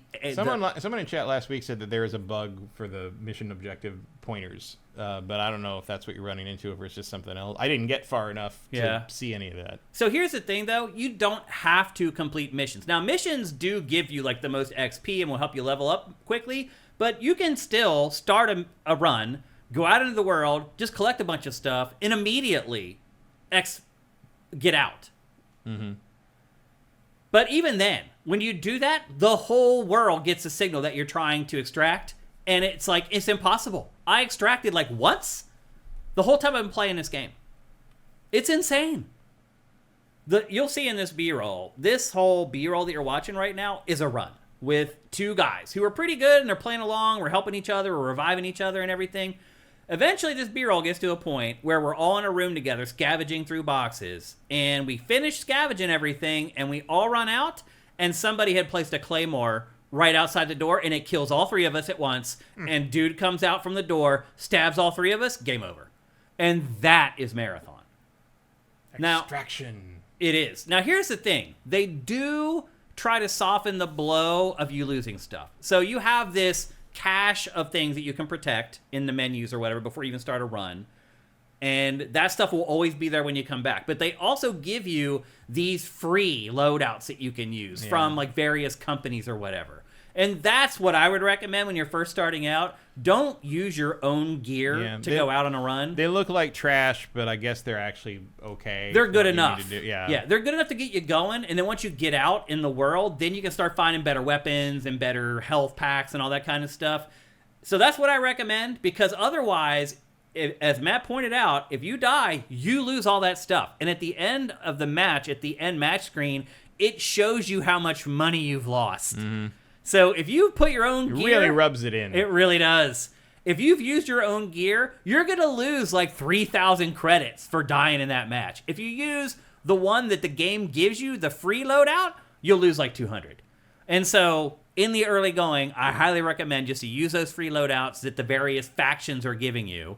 And as you play through the game, if you build bonds with certain factions, they will start giving you better loadouts to use. And so there's that whole thing that's tied in there. But here's the thing, Matt. I just can't get past the hump. I cannot get over the hump with this game. It keeps calling me back because, like you, I really love the aesthetic. I really love playing this game. I really love the camaraderie that I'm building with my 3-man squads. But it just all feels pointless. I never accomplish anything. Best case scenario, if the few times I did manage to extract, I just ended up with like a weapon or whatever. But there's just something about this game that, like, when I was playing Pokemon Pokopia, in the back of my mind, it kept calling me back. Oh, I want to get another run, one more run. And I just kept trying it over and over until this run. And when I ran out of that room and he killed all 3 of us with one grenade, with one claymore, and then finished us all, I was like, that's it, I'm done. I'm not playing this game anymore. So for me, the theme this week was time waster. I felt like playing Pokemon Pokopia. It was just a big time waster, like a fidget spinner or something like that. And I felt like this game was like that too. And I start looking around online and people are like, stick with it, stick with it. I'm like, I stuck with it, man. I've now played this game for like 5 or 6 days. And it's still, I just can't get over the hump to where I am enjoying playing the game. It just feels ruthless and mean and evil to me. And again, I talked about this last week. For me, that's how all extraction shooters feel. And I'm not that type of person. I'm not a vindictive person. I generally don't like stuff being handed to me. I like to work for the stuff that I get in life. And so for me, extraction shooters, they just don't resonate with me. No part of them does, as far as the aesthetics of them and who I am as a person. So I don't know, man. I really feel I didn't. There it is. Yep. There it is. And all 3 of us. Here he comes. I mean, expert placement. A 1, a 2, a 3. Game over. We just spent like 30 minutes playing that for nothing. And that's how many licks it takes to get to the center of Marathon. Yep. And that was it. I was like, I'm not playing this anymore. I just felt like it was just offensive. Like, I felt like it was manipulating me to keep wasting my time on it. Like, it is for a very specific audience, I think. And that audience does seem to like it a lot. Does it? Yeah. Like, I think it's found its audience, but I think its audience is around 80,000 people on Steam. It had, I think its peak was like 88,000, and it was down to like 50,000 by yesterday. So they sold around 100K on PC. No, the estimate, but because it's also on PlayStation. So like basically the estimates, people, because it's concurrent, not total. Right. So the estimates based on it has a very similar concurrent and opening weekend player count metric as Veilguard. Which sold about 1.5 million copies. Okay. So that is probably about what Marathon has done. It's about 1.5 million. That's not terrible. No, it's pretty good, but like, do you think that Sony is going to be happy with that? No. Do you think Sony's going to want to support this for 80,000 people a week? No. Because they spent $200 million something on this thing's marketing, I think. I mean, Pachter thinks that they had 400 or 500 people working on this for over 5 years. Do that math. Yeah. I mean, you're looking at like and they got housed by Slay the Spire 2. Yeah. I mean, Slay the Spire... They're getting housed by Arc Raiders. Like, releasing this so close to... I mean, nobody saw Slay the Arc Spire Raiders 2 coming. Slay the Spire 2 has 7 times the players. Yeah. And yeah, Slay the Spire is $25 or $29 or something, but that's not actually that much less than this. Uh-huh. It's just more widely appealing. And it has multiplayer. Like, I don't understand why people would why you as a company would want to make something like this instead of just like a Resident Evil 9 or a Slay the Spire 2. Like, was it worth it? Because like, it feels like this is going to settle out to an audience about the same size as like kind of current level Helldivers, which is not bad. Not just launch Helldivers. But there's just no way Sony's going to be okay with that. Yeah. Like, Sony wants these things to be millions of players. The shame is that this game shows me that Bungie is still a great developer. Yeah. It feels really good to play. It really does. I wish it was anything else. It's like I said, it keeps calling me back. I want to enjoy the gunplay. I want to enjoy the world. I like all of it, but actually playing the freaking game. And again, like if there was a single player campaign or a co-op campaign, I'd be all over it. Totally be into it. Me too. Like, I totally would too. I would totally play a game in this world. Me I just too. don't want to play this one. Yeah, I've tried. I gave it 3 chances to connect with me, and I just can't get over the hump to where I enjoy the game. It's a slog. It's like you hit this hot, and maybe that's the thing with extraction shooters is like, oh wow, I actually found a bunch of stuff that I really want and I want to keep. You go to the extraction zone, they shoot you and you die and you lose it, but you still had the thrill of getting the thing. That's not enough for me to keep coming back. It's just not. No, that's just frustration to me. I think they need to nerf how overt the alerts are to everybody else in the map. Every time I went to extract, within 15 seconds, there was a whole crew of people there trying to kill me. I mean, that's every extraction shooter in my experience. I haven't played enough of these extensively enough to like really know what the balance of any of this should be. Yeah. But like neither have I, honestly. But I mean, that's certainly been my experience in like that and like Tarkov and the Dark Zone and Division. It's just like, yeah, as soon as it feels like instantly there are people around. I mean, I'm sure there's people that just camp the extraction locations anyway and just like don't play the game. They just wait to like scavenge. Yeah. Which is a valid way to play. I mean, that's what it's designed for. I mean, that's the thing. I don't begrudge the people. That's the way the game is designed. You're supposed to look for the alert and go to the extraction zone and try to steal their stuff. I don't begrudge the players who are doing it. Don't hate the player, hate the game. Right. And the game that's how it's supposed to be. And that's how the game is designed. Yeah. But I'd rather read a book or something. Yeah. Like, I don't get anything out of that. I don't either. I don't find that satisfying. I don't either. It sucks. And I do wonder if Bungie will survive this. I mean, I hope they'll just look at the quality of the game and be like, they're still really good. Like, they could make a game that people want to buy. Yeah. They really could. And, like, I know they've been like, oh, hold off on judging it until the end of the month when we add this other raid thing. What? Like, okay, first off, why didn't you just like release it then? Yeah. And then I was like, okay, it's more of a PvE sort of like, okay, maybe that's interesting. And then it's like, no, it's all endgame shit. I'm never going to be high enough level to play any of that. I'll never get there. I'm curious what it'll look. I mean, I'd be curious as to what it would look like in like a year. Yeah. But I don't think it's going to be around for a year. JJ Forcebreaker brings up a good point. I'll have to scroll up here to get back to it. He says the other thing about this game is that after every season, everything is wiped. Right. And you have to start all over again. Oh, forget it. And I don't know if that's a good thing or a bad thing. That's terrible. I mean, like, why would you at least keep your character level or something? Yeah. Like, what? But you got to start all over with every season in this game. Not a chance in hell. Not a chance in hell. And JJ Forcebreaker says that's a huge repellent for me after always online game design. But that's the genre. Yeah, it is the genre. But it's just not for me. I'm not an extraction shooter guy. I don't like the concept behind it. Like, why are you fighting this hard for something that's not going to matter? Yeah. I know video games don't matter, but Right.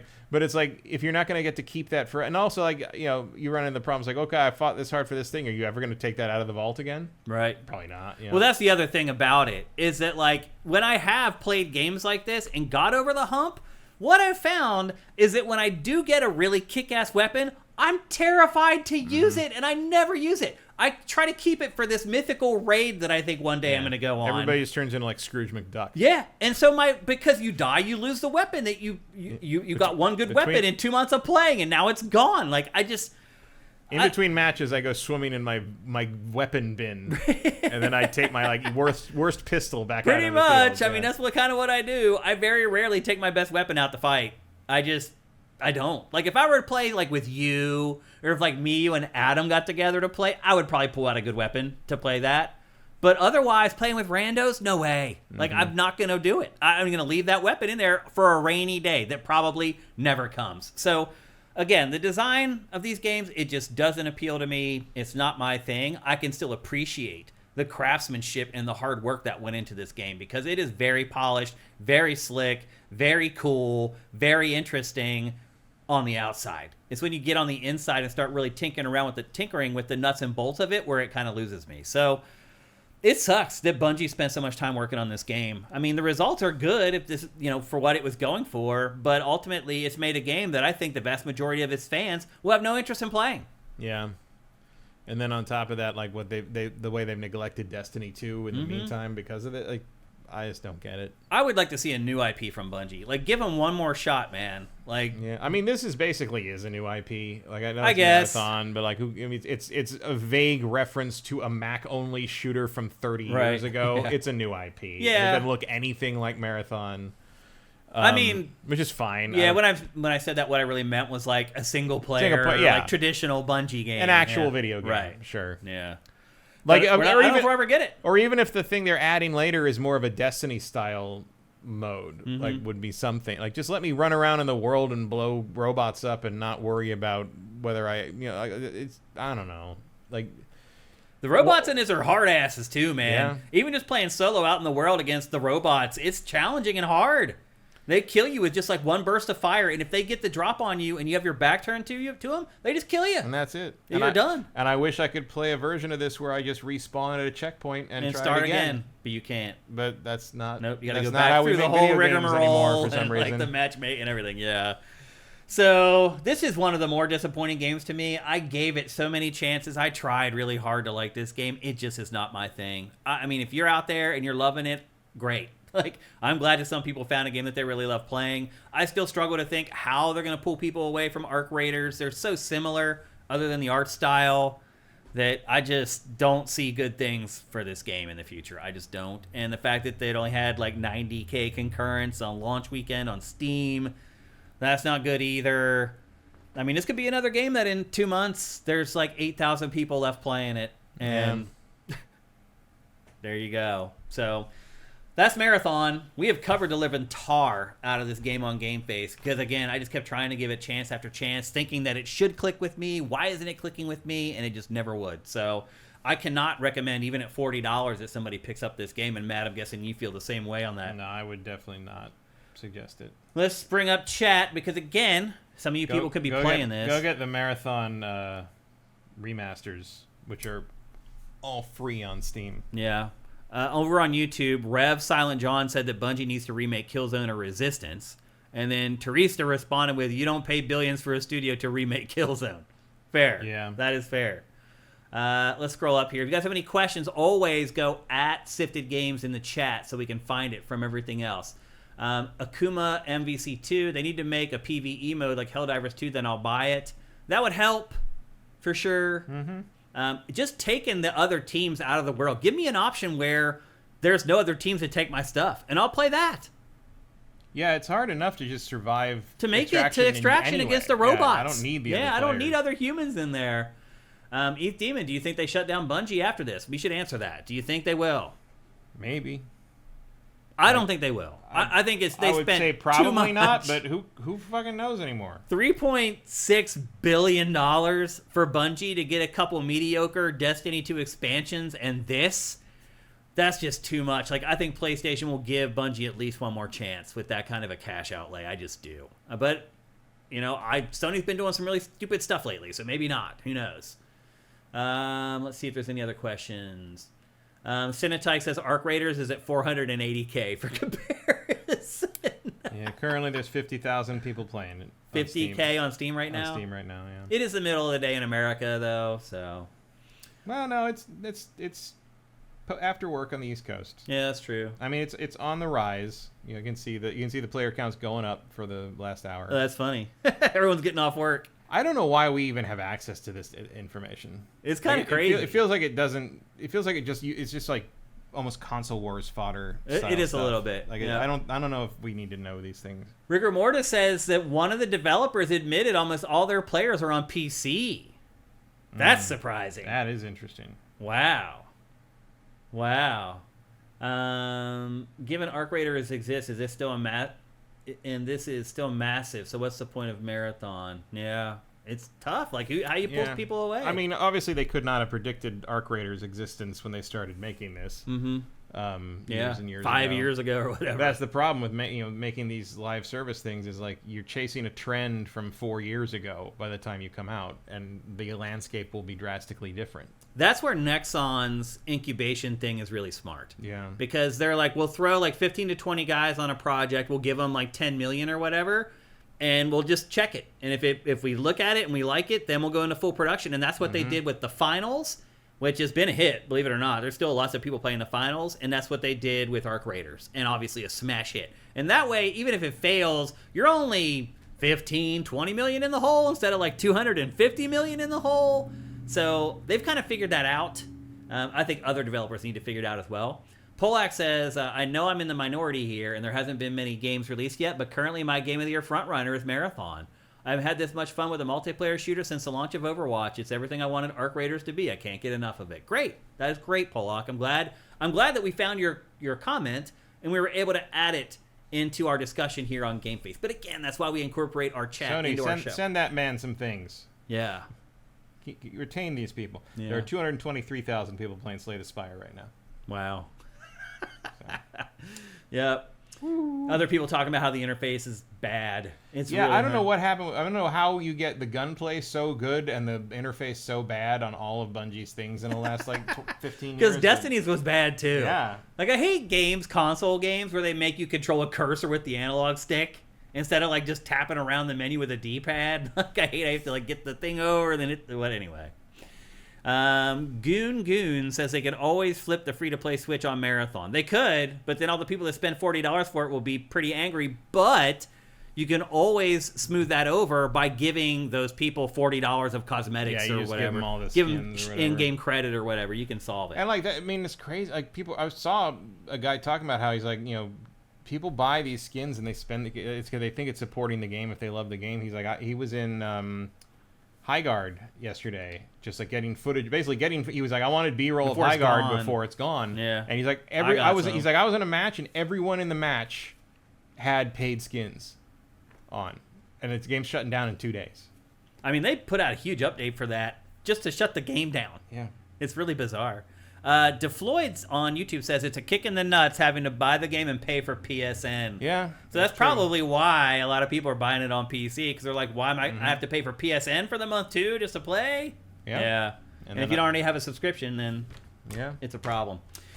All right. Well, generally, other than Polak, it feels like most people are kind of on the same wavelength as us on Marathon, sadly. I mean, that seems like kind of the ratio is about right there. It's you're going to appeal to a certain audience, and that audience will be very dedicated to it.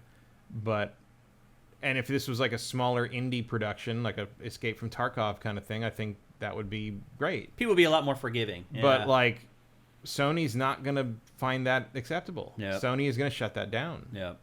Yep, So Sony be like, this isn't worth it. This is Sony wants to win the lottery, and this is not going to win the lottery. Yeah. And so you're on the razor's edge at that point. Well, the most recent. Obviously, we're not going to get a Concord situation where they shut it down in a week, but I will be surprised if this is around by Christmas. The most recent Pactor Factor is about how is anybody good at games as a service, or is it just all frickin' luck? It really feels like it's luck. I think it's more. It is enough luck that I would never bet the business on it. That's for sure. Yeah. I think you're gonna be much. And look, nobody would have guessed Arc Raiders. I'm not saying the Capcom model is easy. Yeah. You got to be good at what you do. Yeah. Capcom is some of the best developers in the world, and their games get done on time every time. Pretty and they're much high quality, and they do what they say they're gonna do. Yeah. And they're all different things. And also, I think you've got that RE engine is highly underrated and very versatile. Whatever that thing is should be studied, because I agree. That thing, I mean, obviously you can tell when something's an RE engine game. Yeah. But who cares? That's okay, because it looks great. It runs well and it looks. I mean, other than Monster Hunter Wilds, whatever's going on with that thing, where they found the PC version. Yeah. They found 8K textures on fruit on tables in the background, and that was one of the things that was slowing it down. Heard that they installed DLC and it fixed the frame rate problem or something crazy. Well, because it was a lot of it. I saw a video where somebody found a bunch of the background clutter and items were using 8K textures, and he's like, if I pull the texture of this apple off of this thing and replace it with a normal apple texture, the frame rate jumps up by 10 frames a second because they're loading in Ultra HD textures for background for no objects. reason. It was, I don't know what happened there, yeah. but other than Monster Hunter Wilds, Capcom's really showing you how to do it. Yeah. And they're making a lot of money. I mean, are they making shareholder record breaking, I guess not. I mean, it is actually. But for them, like quarter after quarter after quarter. Right, but the problem is that Sony wouldn't be happy with that amount of money. Yeah. Their shareholders are demanding 4 times that because that's what they think they should be making it as, the market leader. The line must go up. Yeah. And like that is going to kill all of them eventually. It's going to kill all of us. Yeah. What it's going to kill. All right. It's time to move on. We're going to talk next about Fatal Frame II Crimson Butterfly. It's a remake that's available for PC, PS5, Xbox Series, and Switch 2. Matt, do you remember this game from back in 2003? Oh, yeah. Absolutely. It's the best Fatal Frame game for whatever that's worth. For PS2 and Xbox, it was originally released. I still have it for Xbox. Do you? Oh, yeah. That's the best version. Yeah. Now, it was released so long ago that it was a traditional survival horror game with fixed camera angles, the whole 9. The twist about this franchise is that it is a survival horror game, but instead of using a gun, you use a camera called the Camera Obscura. And the original version of this game is a clunky late 90s-ish survival horror game. It came before a lot of the tropes I guess the best way to describe it is it came before Resident Evil 4. Yeah, it came before the survival. I mean, this was like, you could argue this is one of the last good like OG survival horror games. Yeah. Of that, before Resident Evil 4 sort of said like, hey, we gotta turn this into something else because people are not playing these anymore. The first thing I'm gonna say is the visual upgrade for this game is enormous. Yeah, it is. Like, if I look at this, the only reason I would know what this is the red butterfly and their outfits. And the 2 girls, the twin girls. Right, but they also look like the 2 girls in every Fatal Frame, so it doesn't really matter. So this game originally came out in 2003 for PS2 and Xbox. It is set in the 80s and is a story of 2 twin sisters, Mio and Mayu Amakura, who basically, so they're at this stream, as you saw in the opening cinematic, and something bad happened when they were young. The one sister fell because the other sister wasn't paying attention to her or whatever. So the site of the beginning of this game is a sore spot for the sisters from earlier in their lives. So they're sitting there, they're hanging out. One sister gets up and just starts walking into the woods. The other sister follows her, finds out that she's following this crimson butterfly into the woods. They go into the woods and they discover this crazy ruin here, and then eventually this village appears in front of them, and it is this legendary lost village that's this folklore in their area that people didn't think was true. As it turns out, it is true, and they basically end up trapped in this secret hidden village, and the goal is to try to get out. Now, like I said, this is a survival horror game where it used to work with fixed camera angles. Now everything is handled over the shoulder. But that's not the only change to this. There has been, this really, this entire game has been completely overhauled. And for the most part, it really needed to. Now, the first thing I'm going to address is the camera angles. Obviously, over time, people were like, it's better to play with an over-the-shoulder view, these types of games. And I get that, if the game was designed from the beginning to be that way. With this game, it was designed originally with the fixed camera angles in mind. And what those would do is it would show you things like a ghost over in the corner that maybe you wouldn't see. And what I found playing with this new over-the-shoulder camera is that you miss stuff if you're not looking in the right place at the right time. I'm surprised it doesn't have some kind of thing where you click the stick or something and it looks over an important thing or whatever. I guess that's anathema to horror in terms of what they're doing. But like, there's times where there were ghosts in the room. Click the stick to see scary. That doesn't make a lot of sense, I guess. This game is like open the door to see scary. Like, pretty much every time you open a door, you assume there's going to be a jump scare when you open the door. And the game does a good job of building the tension for all that and all that kind of stuff. But with the new camera angles, it's not as effective a storyteller for horror as it was before. So, like, there's one time I walked into a room, I'm kind of looking around, I barely caught a glimpse of this ghost that I was supposed to see as soon as I walked in the room, and I completely missed the whole scene. And I run to try to catch up with the ghost, and it was gone already by the time I got around the corner where the ghost had gone. So there are some drawbacks to using this new sort of perspective that takes away from the horror of the game. And I think once we get to the end of the discussion on this, you're going to realize that really that's all this game has, is horror. Because when they tried to turn this into a traditional game, it honestly just doesn't work all that well, despite the fact that they have put a lot of work into trying to make that happen. So anyway, your goal is basically to escape the village, and it has all the tropes that here's a key, go to this door, unlock the door, go in the side. Oh, now here's another thing inside that you take somewhere else. It's the same template that you're used to from survival horror as far as like the level design and the puzzle design is concerned. But then they just kind of turn the whole game on its head with all the changes that they've made. So as I mentioned, the camera obscura is this camera that you use to fight with. Basically, when you take pictures of ghosts, it exposes their weak points, and when you flash, it actually attacks them. And in the original game, it was very simple. Like, you just pulled the camera up, you took the picture, it killed the ghosts, on you went. In this, it's way more involved. So there's all these different conditions that are involved with the camera. Like, it works basically like it did in the original game, but then there are all these different layers. So you can stagger the ghosts in this. And once you do that, you need to go to this other photo mode and kind of spam and take as many photos as you can, and that will build up the damage of that attack. That was in the original. Was it? Yeah, but it unlocked later. Did it? It sounds like that opens up much Earlier. closer to the beginning, because I want to say you didn't get like the stun rapid shutter thing.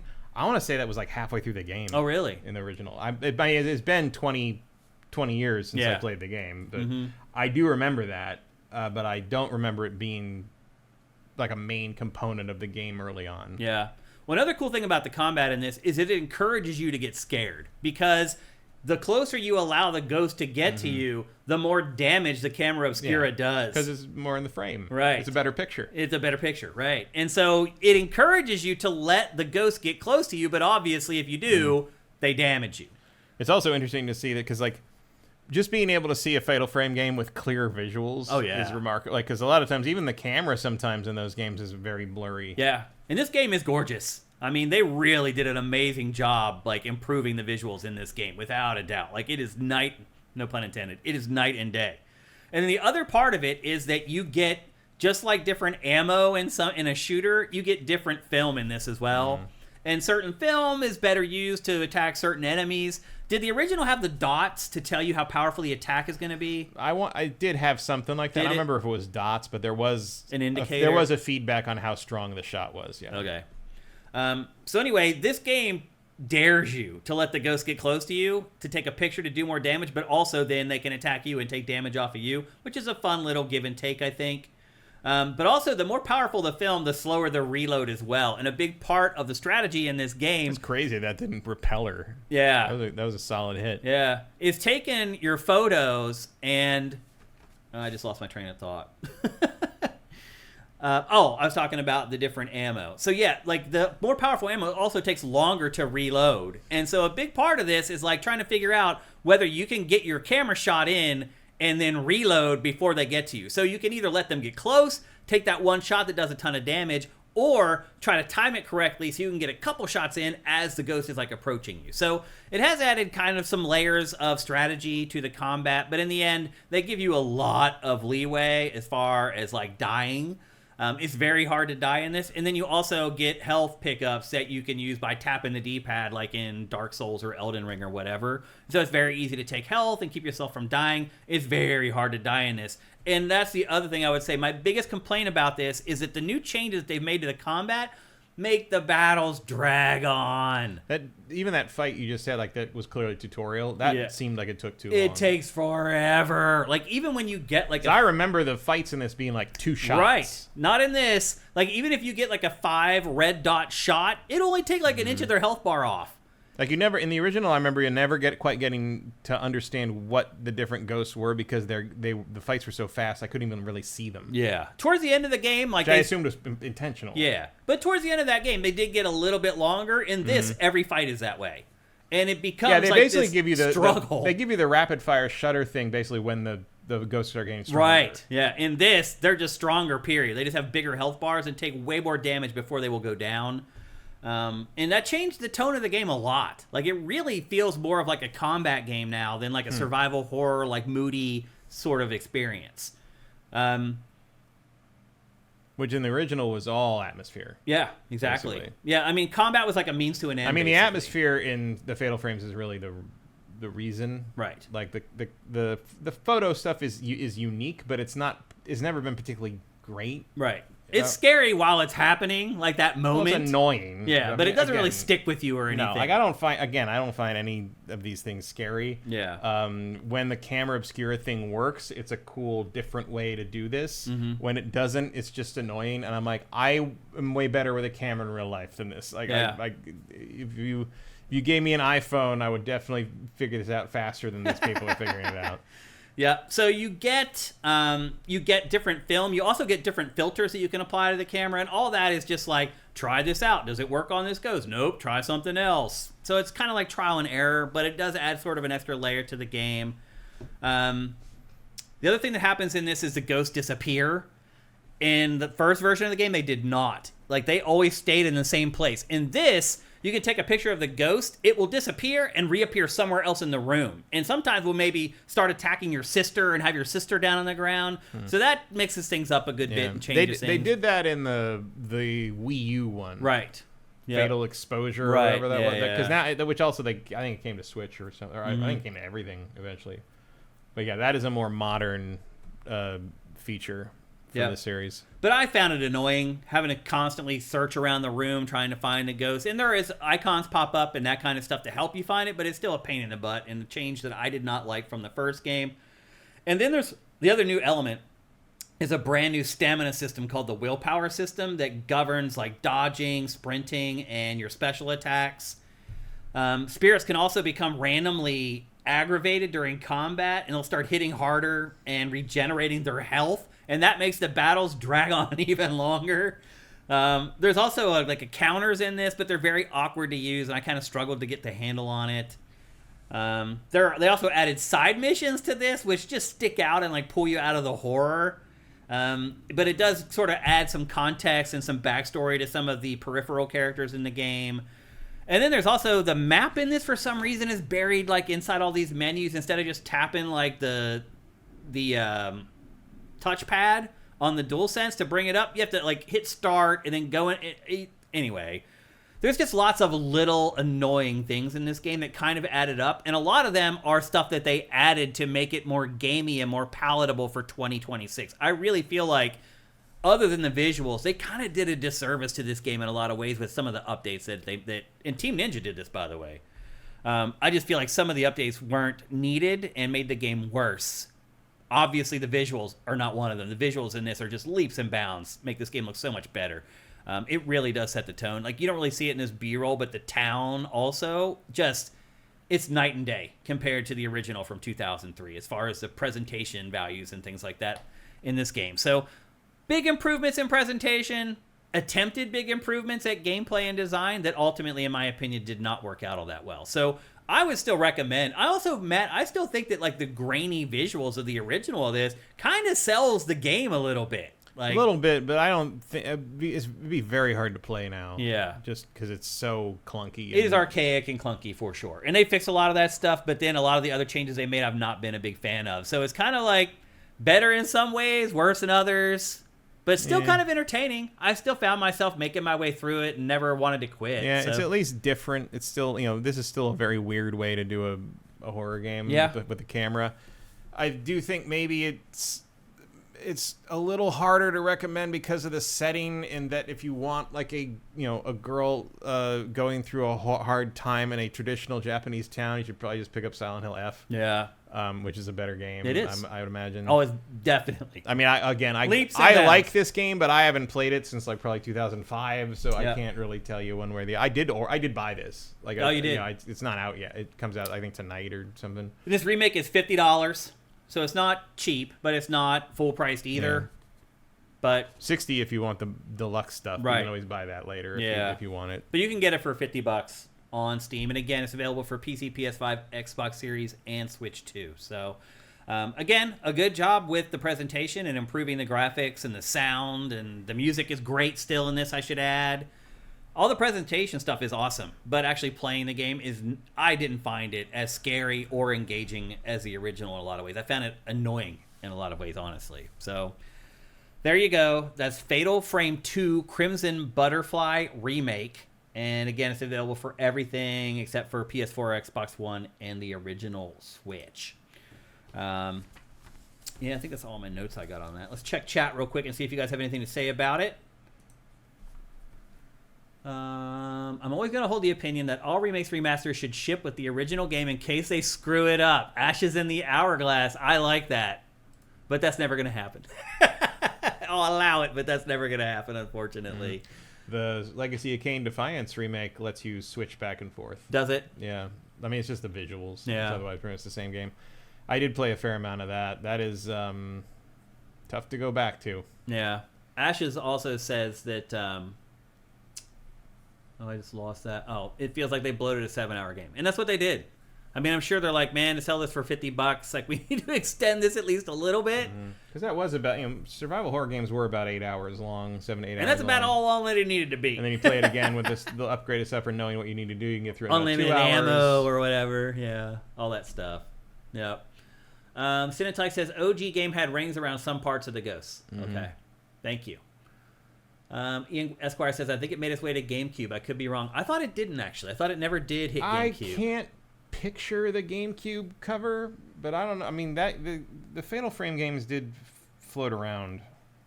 Ian says, full circle moment for me seeing this game again. First time I heard of this series was Fatal Frame 2 reviewed on X-Play.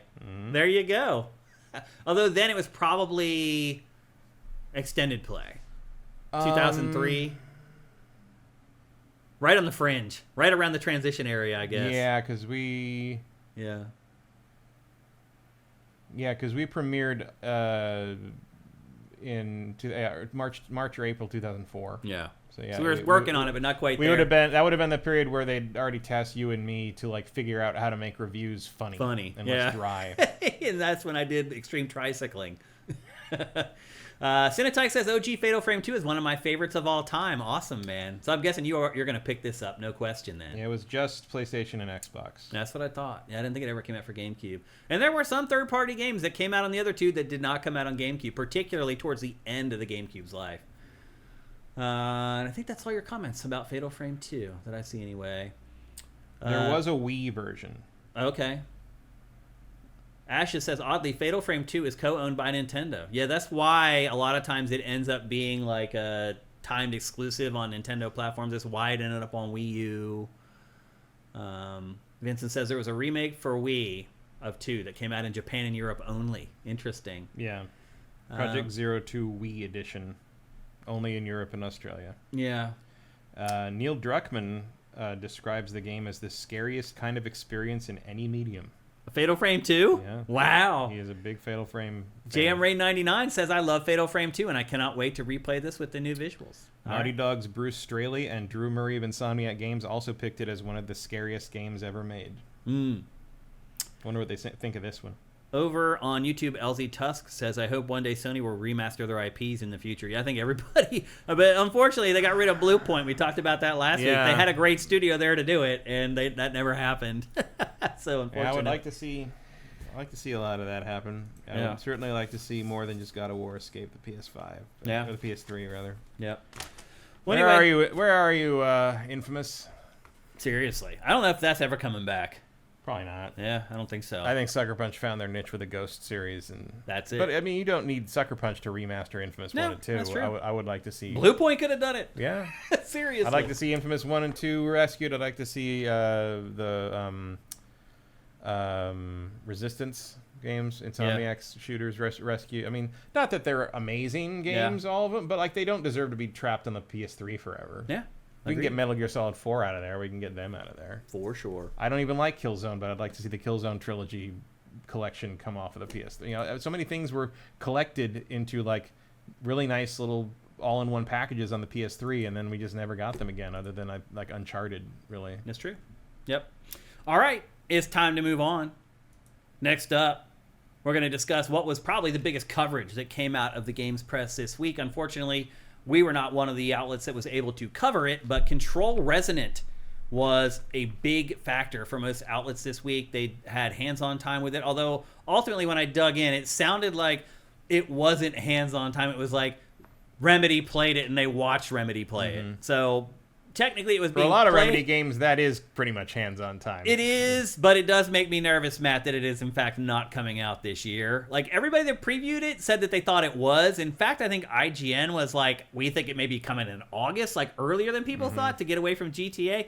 What I took away from the interviews that I watched was like, this game's probably not coming out this year. My advice would be to try to make sure it comes out this year so that you don't have to worry about releasing it alongside GTA in Q1 2027. Because even a year after GTA, man, it's going to be sucking up oxygen. That's not true. I don't know, man. GTA 5 is still one of the best-selling games every month. Right, but it doesn't stop anybody from buying anything else. No, that's true. Well, that's all because GTA is now cheap as well. Like, yeah.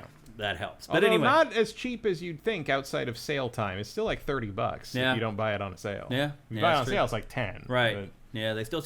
It's crazy how much that game is sold. what I'm saying, I still don't think GTA 6 is coming out this year.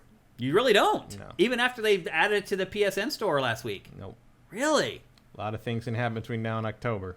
Do you have insider information? Because every Nope. sign right now is pointing to yes. Does anyone have insider information on Rockstar? Pachter did. What does he think? Some people do. He thinks it's coming out this year for sure. Yeah. I don't know. So this isn't something that somebody told you? No. You just what you think? No, I'm just on, I guess you could say I'm just on vibes on this one. Every other vibe, I think, is pointing to it coming out, but we'll see. Again, they added it to PSN, so you can like wish list it now.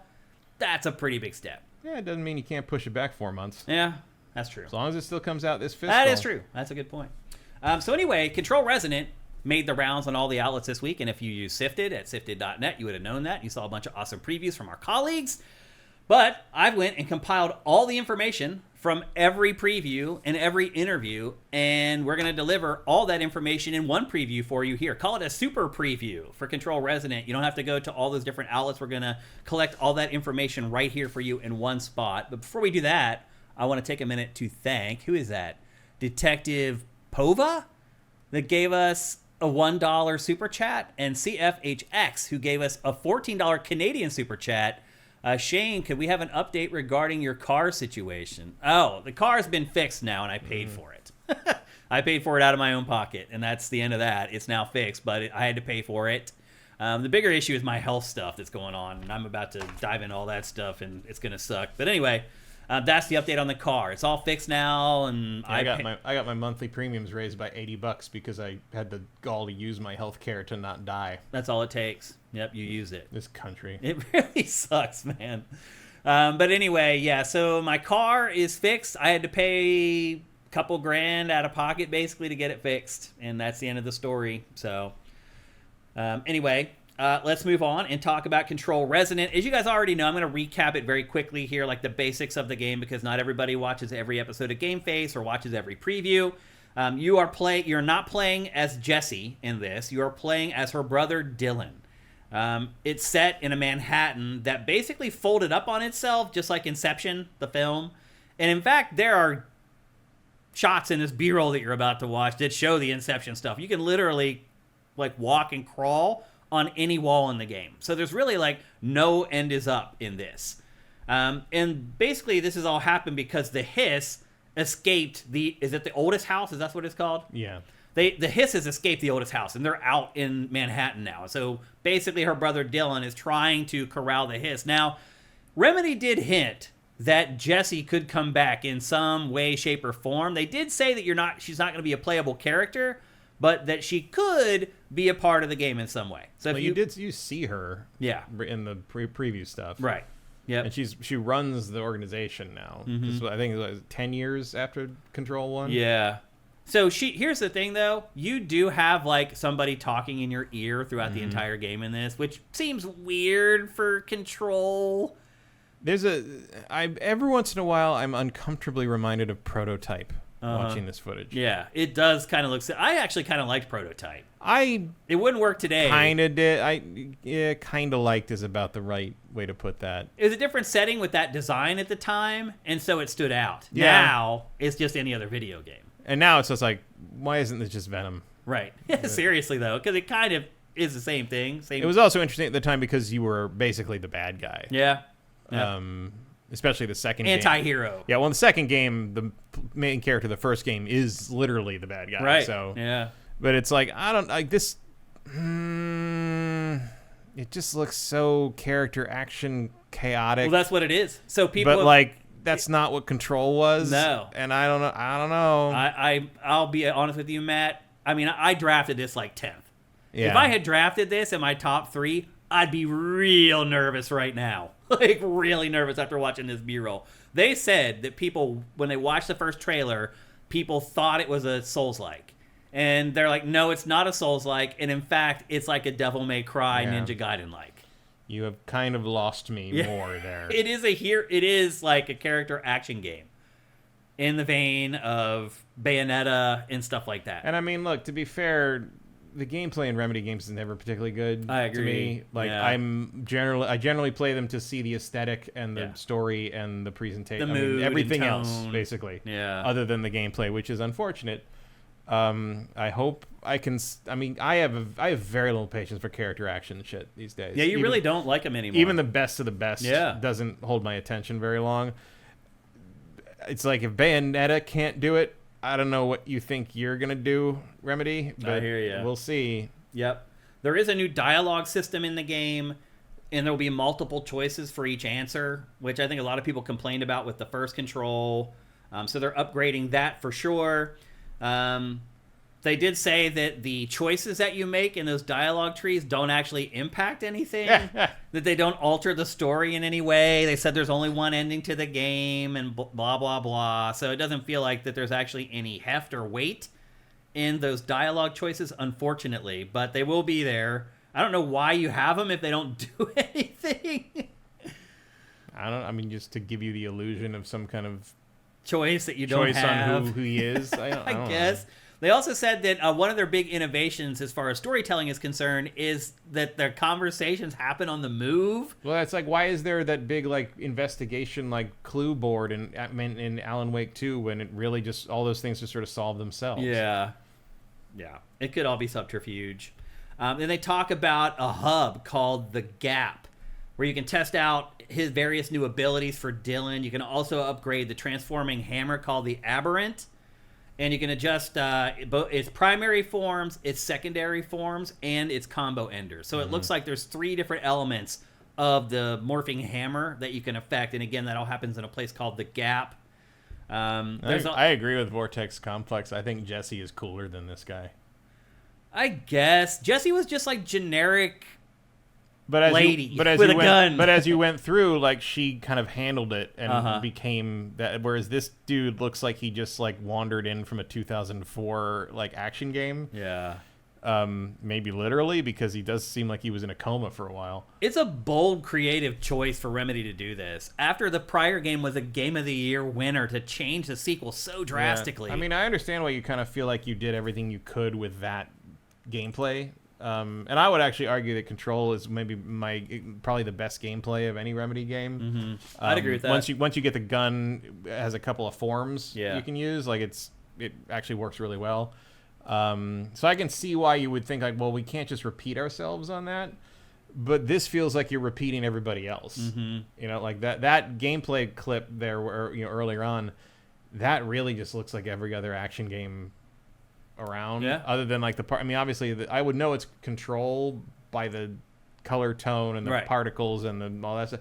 But it doesn't look like you're throwing. I mean, one of the interesting things about Control 1 was you took a shooter and you kind of turned a lot of that on its head. Yeah, you really did. And it doesn't really look like this is doing that. Now, one big unless complaint, I'm missing something very obvious. Yeah, one big complaint a lot of people had about Control, and it's a fair criticism, is that it looks the same the whole way through the game. It does. It's all like red and corridors. They have made a conscious decision to change that and fix that. So Manhattan is split into what they're calling visually distinct districts, and each one of them looks completely different from the one prior. And they said that was a big focus for them to make sure that the whole game doesn't look samey like the first one did.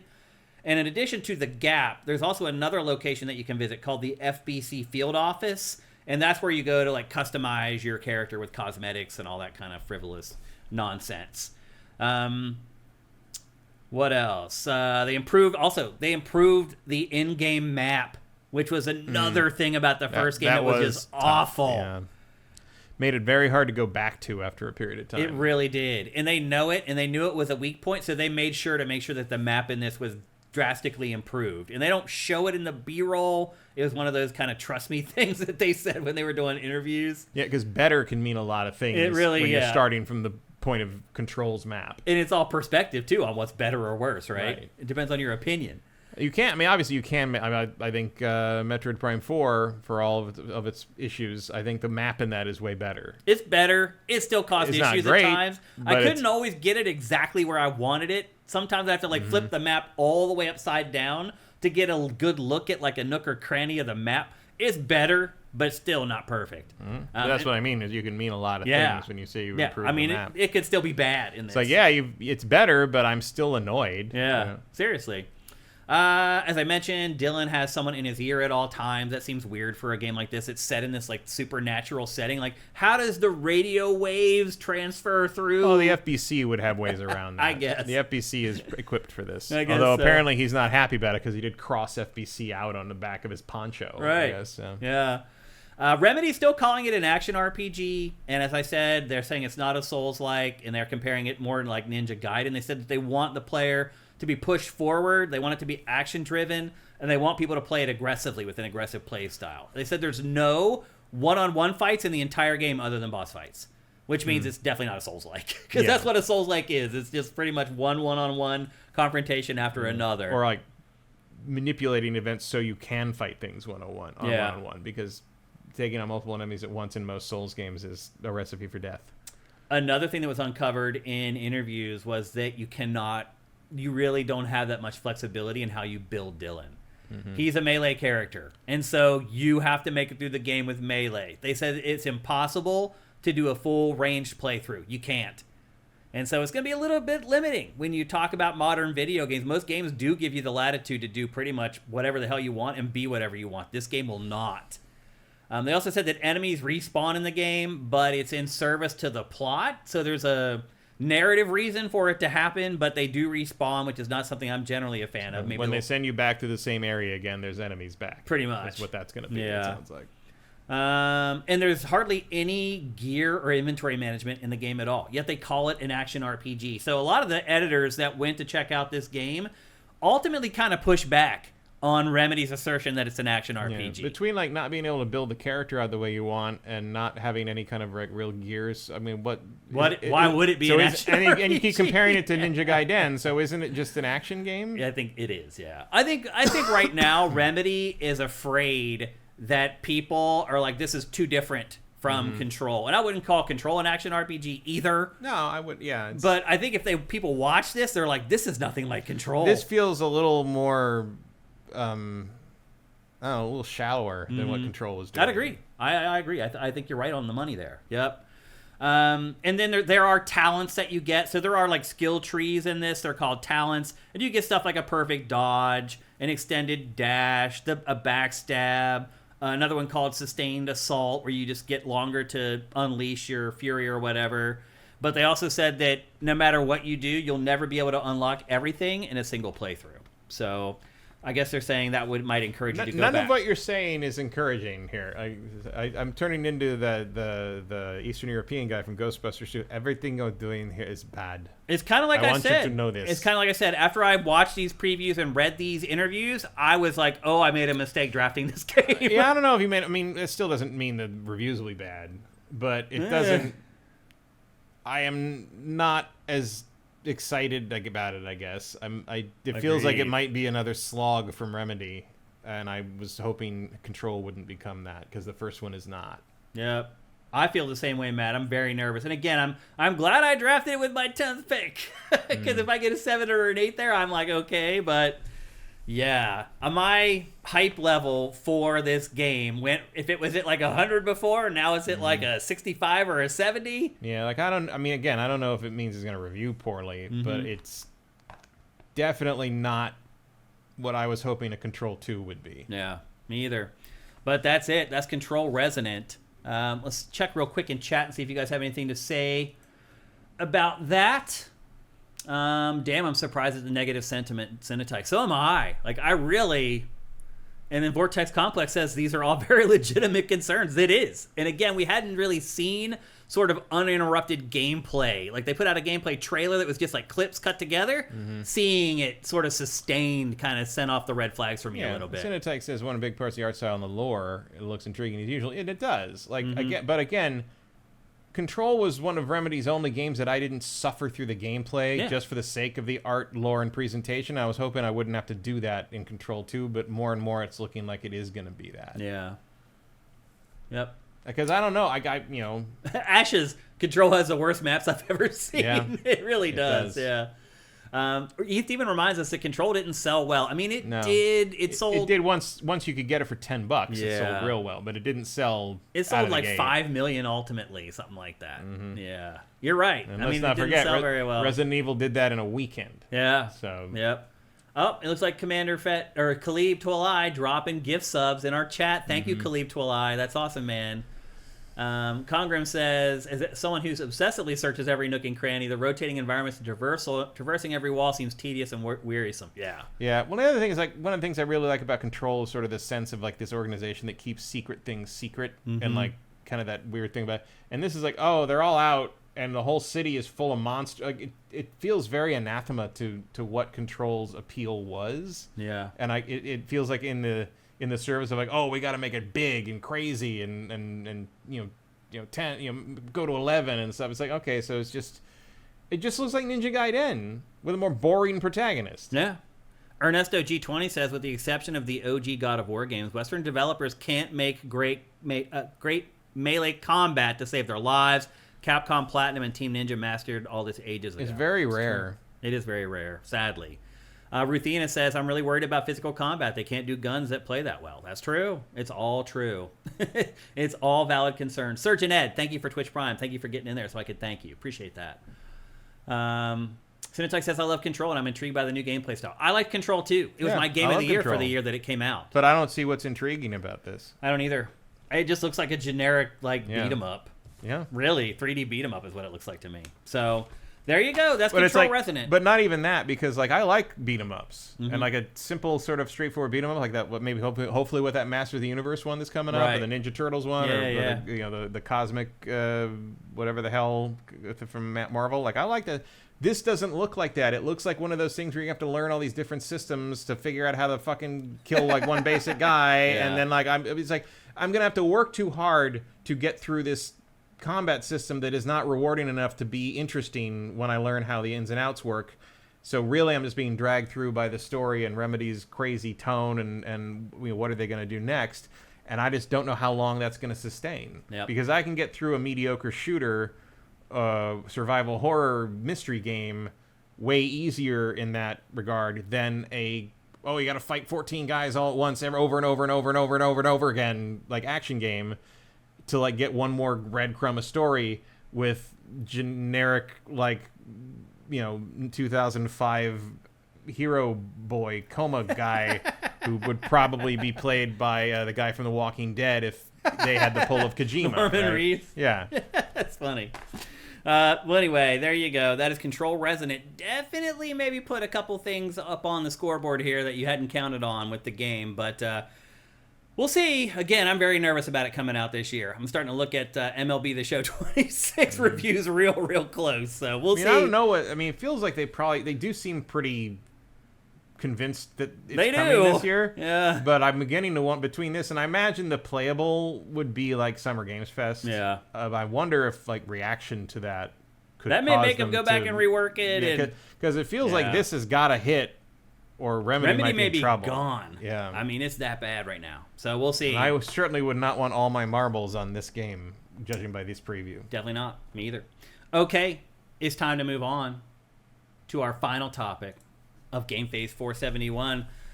You know about all the upheaval that's been going on at Ubisoft. It's people were worried if it was going to go away, if it was going to file for bankruptcy. Instead, it ended up splintering out into all these different groups, with each group handling 4 or 5 different properties.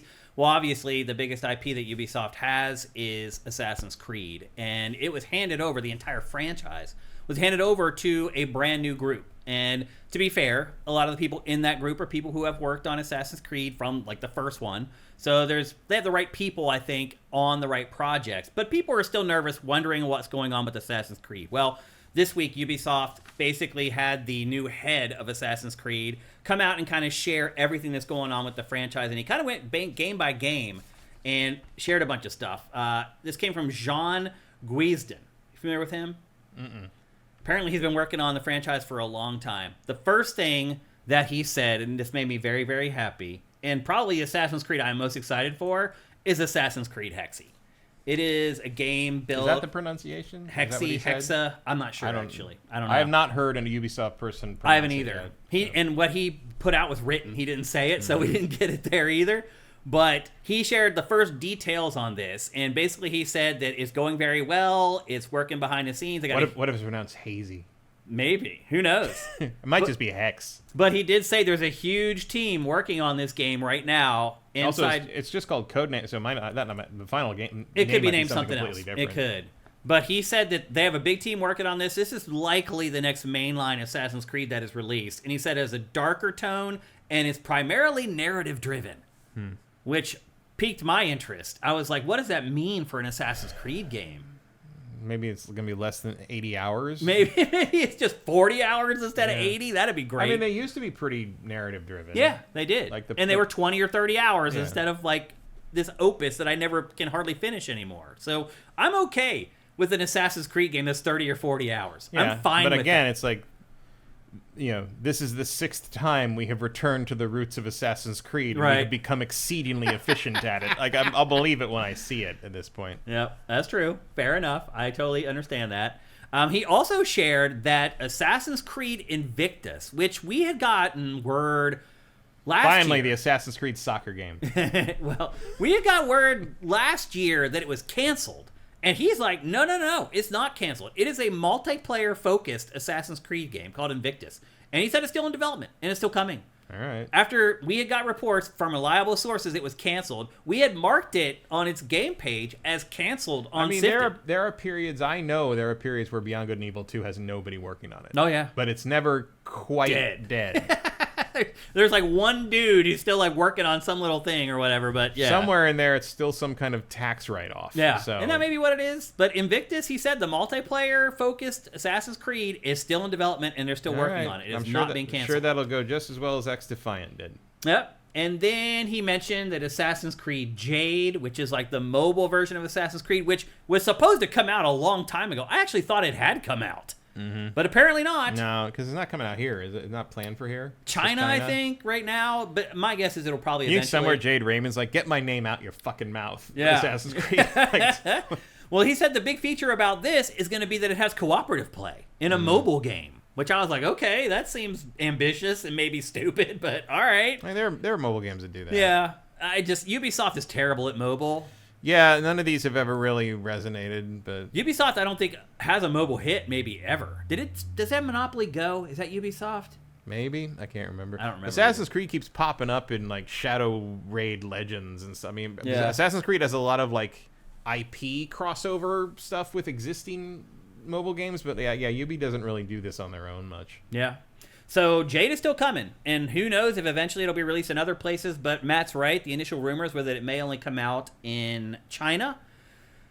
And then, what else did they announce? Oh, they finally confirmed the remake of Assassin's Creed 4 Black Flag. After literally it being confirmed like 8 different times by 4 different leakers and 10 different people, finally Ubisoft admitted that yes, we are working on a remake of Assassin's Creed Black Flag. It is called Assassin's Creed Black Flag Resynced, and they put out a piece of concept art for it, and that's it. Like SYNC or SINK? SYNC, yeah. But this is old footage of the original. You are screaming for people to title their review Assassin's Creed Black Flag Resunk. Right. If it sucks. So you better get it right. Which it probably won't. Hopefully. The base game was pretty damn good. This is one of the best Assassin's Creed games, Agreed. I would say. Yep. But so they put out a piece of concept art for that, and that's it. They didn't share platforms, release date, or anything. They just confirmed all the rumors that have been making the rounds for literally like a year and a half at this point. So Assassin's Creed 4 is definitely coming.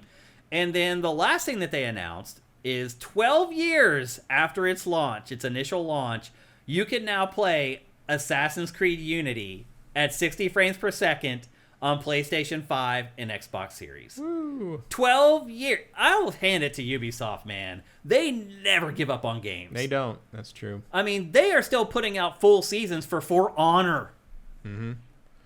Rainbow Six Siege is every hitting few like months year I'm 12. forcibly reminded that For Honor still is a thing. It's still, are people still playing it? It's crazy. Yeah. I guess they are. But anyway, they updated... More than Skull and Bones, I'd imagine. Yeah, seriously, they probably are. They updated Assassin's Creed Unity 12 years after it came out. Now, Unity is still one of the best-looking games in the series. It is using baked-in lighting, so it's not quite, it's not ray tracing or anything. Yeah. But the recreation of France, the recreation of Notre Dame in particular, which was used to help restore the damaged real-life Notre Dame after it burned. Yep. Like some of the Assassin's Creed games are historical archives because of how accurate some of these things are. But I remember standing in the inside and like the stained glass, like light coming through the stained glass windows, and it's like casting all the multicolored like light under the ground. Yeah. It's amazing. It is. They I mean that is one of the worst stories that is a bad game. Yeah. But I don't know how to say bad, but bad for Assassin's Creed. Bad for Assassin's Creed. Yeah. But it has some of the best visuals of its era, and it still has the best parkour. Yeah, agreed. It is the best parkour in the series. It's a little overzealous at times. A little bit, but when you try to use it, it's amazing. It is the closest that the post Patrice era got to giving you the control over the character that you had before it. Yeah. Factoring in like the rapid descent and things like that was the sweet spot for the parkour before they dumbed it all the way down for the Ancient Trilogy, and it's never quite been the same again. Yeah. But you could really make that sing if you practiced it, and it's a shame that they chickened out and ran away from that part of the franchise. Yeah. How are you feeling about Assassin's Creed as a franchise right now after hearing these updates? Any better, any worse? We'll see. Yeah. I mean, obviously I like Shadows. I just kind of take them as they show up at this point. Yeah. Hexa looks interesting. Sounds like they got 3-4 games in development. I don't really care about Invictus, obviously, because yeah. I did multiplayer Assassin's Creed, and it was interesting, but it wasn't... That was in 3, if I remember correctly. That started before that. I think it started in... Was it in 2? It started in Revelation. Was it? It was in one of the 2 spin-offs. I know 3 had it. It started... Sure. Well, yeah, but it was already established by 3. Yeah. They definitely had it in Revelation. I think it started in Brotherhood. I might be wrong about that. But it was in there, and then they definitely had it in 3. They definitely had it in Black Flag. It was fun for like a few days. It was, a little bit. It was different. And then you just had people that figured out how to break the system and like run through and that was the end of it. Yeah. It was... Ubisoft never quite understood that players will break anything if they can, and they don't really proof stuff against that. They're a little bit like me. They give people the benefit of the doubt more than maybe they should. Yeah, it started in Brotherhood. Ruthina says in Brotherhood first. Yeah, Brotherhood is probably still my favorite.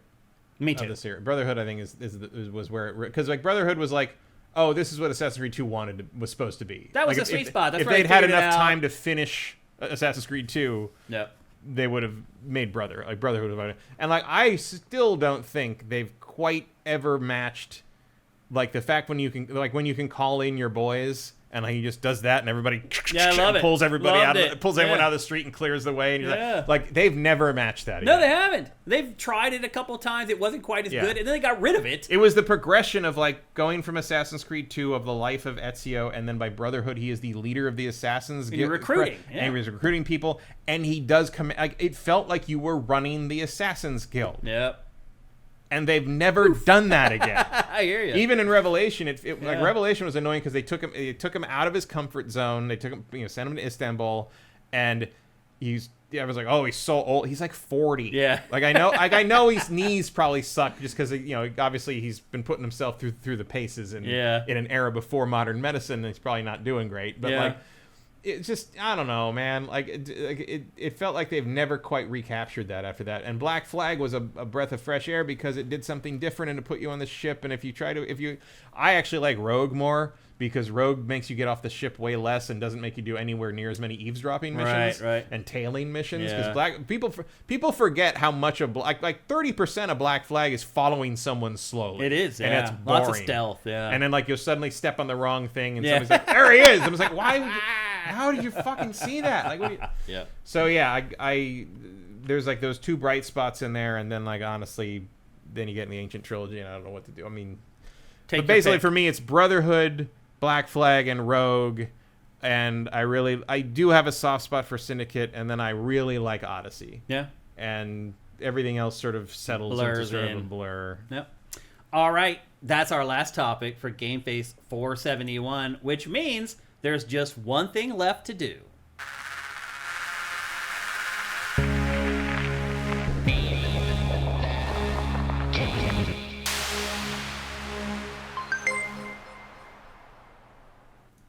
That's right. It's time for Name That Game Tune, brought to you by Soundwizardry.com, the absolute masters, the wizards of audio. It doesn't matter what you're working on. If you're working on a game right now, I guarantee you your sound team is not as good as Soundwizardry.com. I guarantee it. Unless you're working with Soundwizardry. Unless you're already working with Glenn and crew. Then you know. Otherwise, you can upgrade by contacting soundwizardry.com. Do it. They work in game audio, film, TV, podcasts, any kind of audio project you got, they can make it better. I promise you. Go to soundwizardry.com. And they're so awesome that they sponsor this cool little game that we play called Name That Game Tune, where I play 5 audio samples from a video game, and you try to guess the name of it before this freaking genius right here who's been tearing through it. We have 2 wins from our users all year long. He has won the rest of them. Let's try to get a third one here today. No rules anymore. You can play all year long. The only thing is that the chat goes into slow-mo, so you can't spam the chat, and that's pretty much it. But otherwise, everyone's free to play all year long. We're keeping a running tally, and whoever wins the most times this year will win ultimately at the end of the year. All right, Matt, let me get your headphones turned up here so we can get ready to go. All right.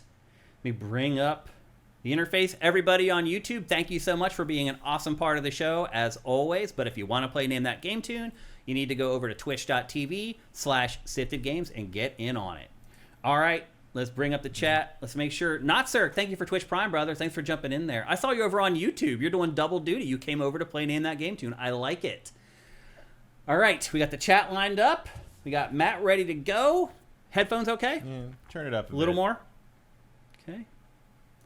Trying to keep the echo from being too bad. The Twitch chat is also misaligned a little bit. Is it? Yeah, you can usually see the whole slow mode. You'll still be able to read it. It's okay. As long as we can see the last chat, that's all that matters. All right, we are ready to rock. You ready to play Name That Game Tune, Matt? Yeah. You guys ready to play Name That Game Tune? Here comes the first sample in 3, 2, 1.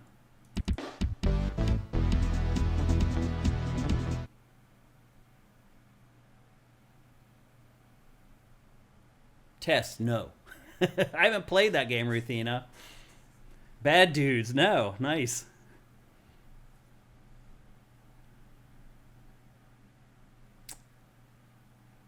We have a winner. Vincent just guessed it. It's Pilot Wings 64. Dang, man. That's impressive, Vincent.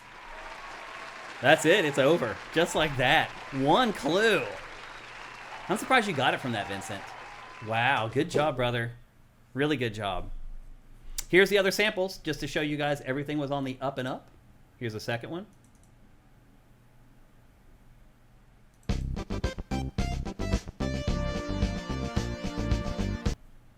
Here's the third one.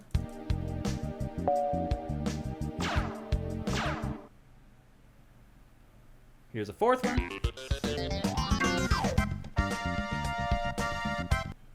And here's the last one.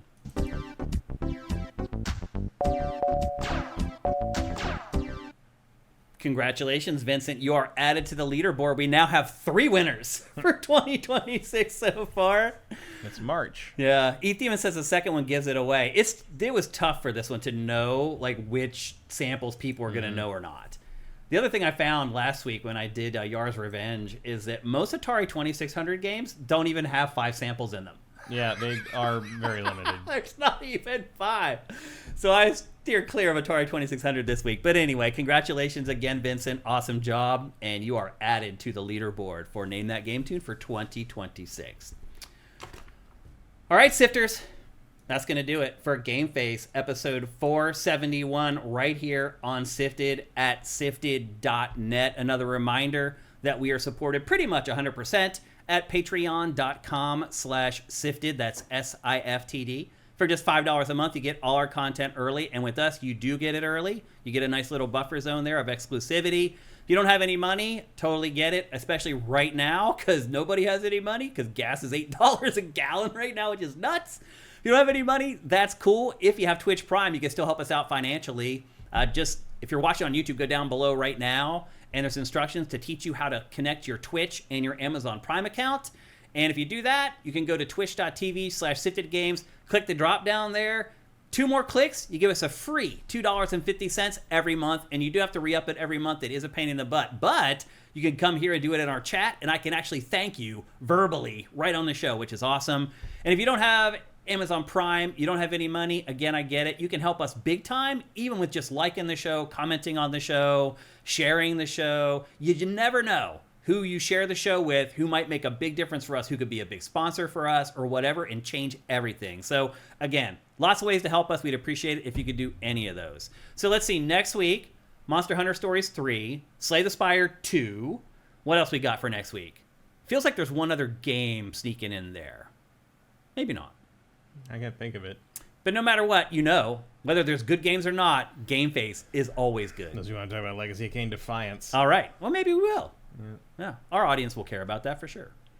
So anyway, we're here every Tuesday at twitch.tv/SiftedGames at 1 p.m. Pacific, 4 p.m. Eastern. It would be great if sometime you could show up for our live show. A big thanks to our chat, who always makes our show better.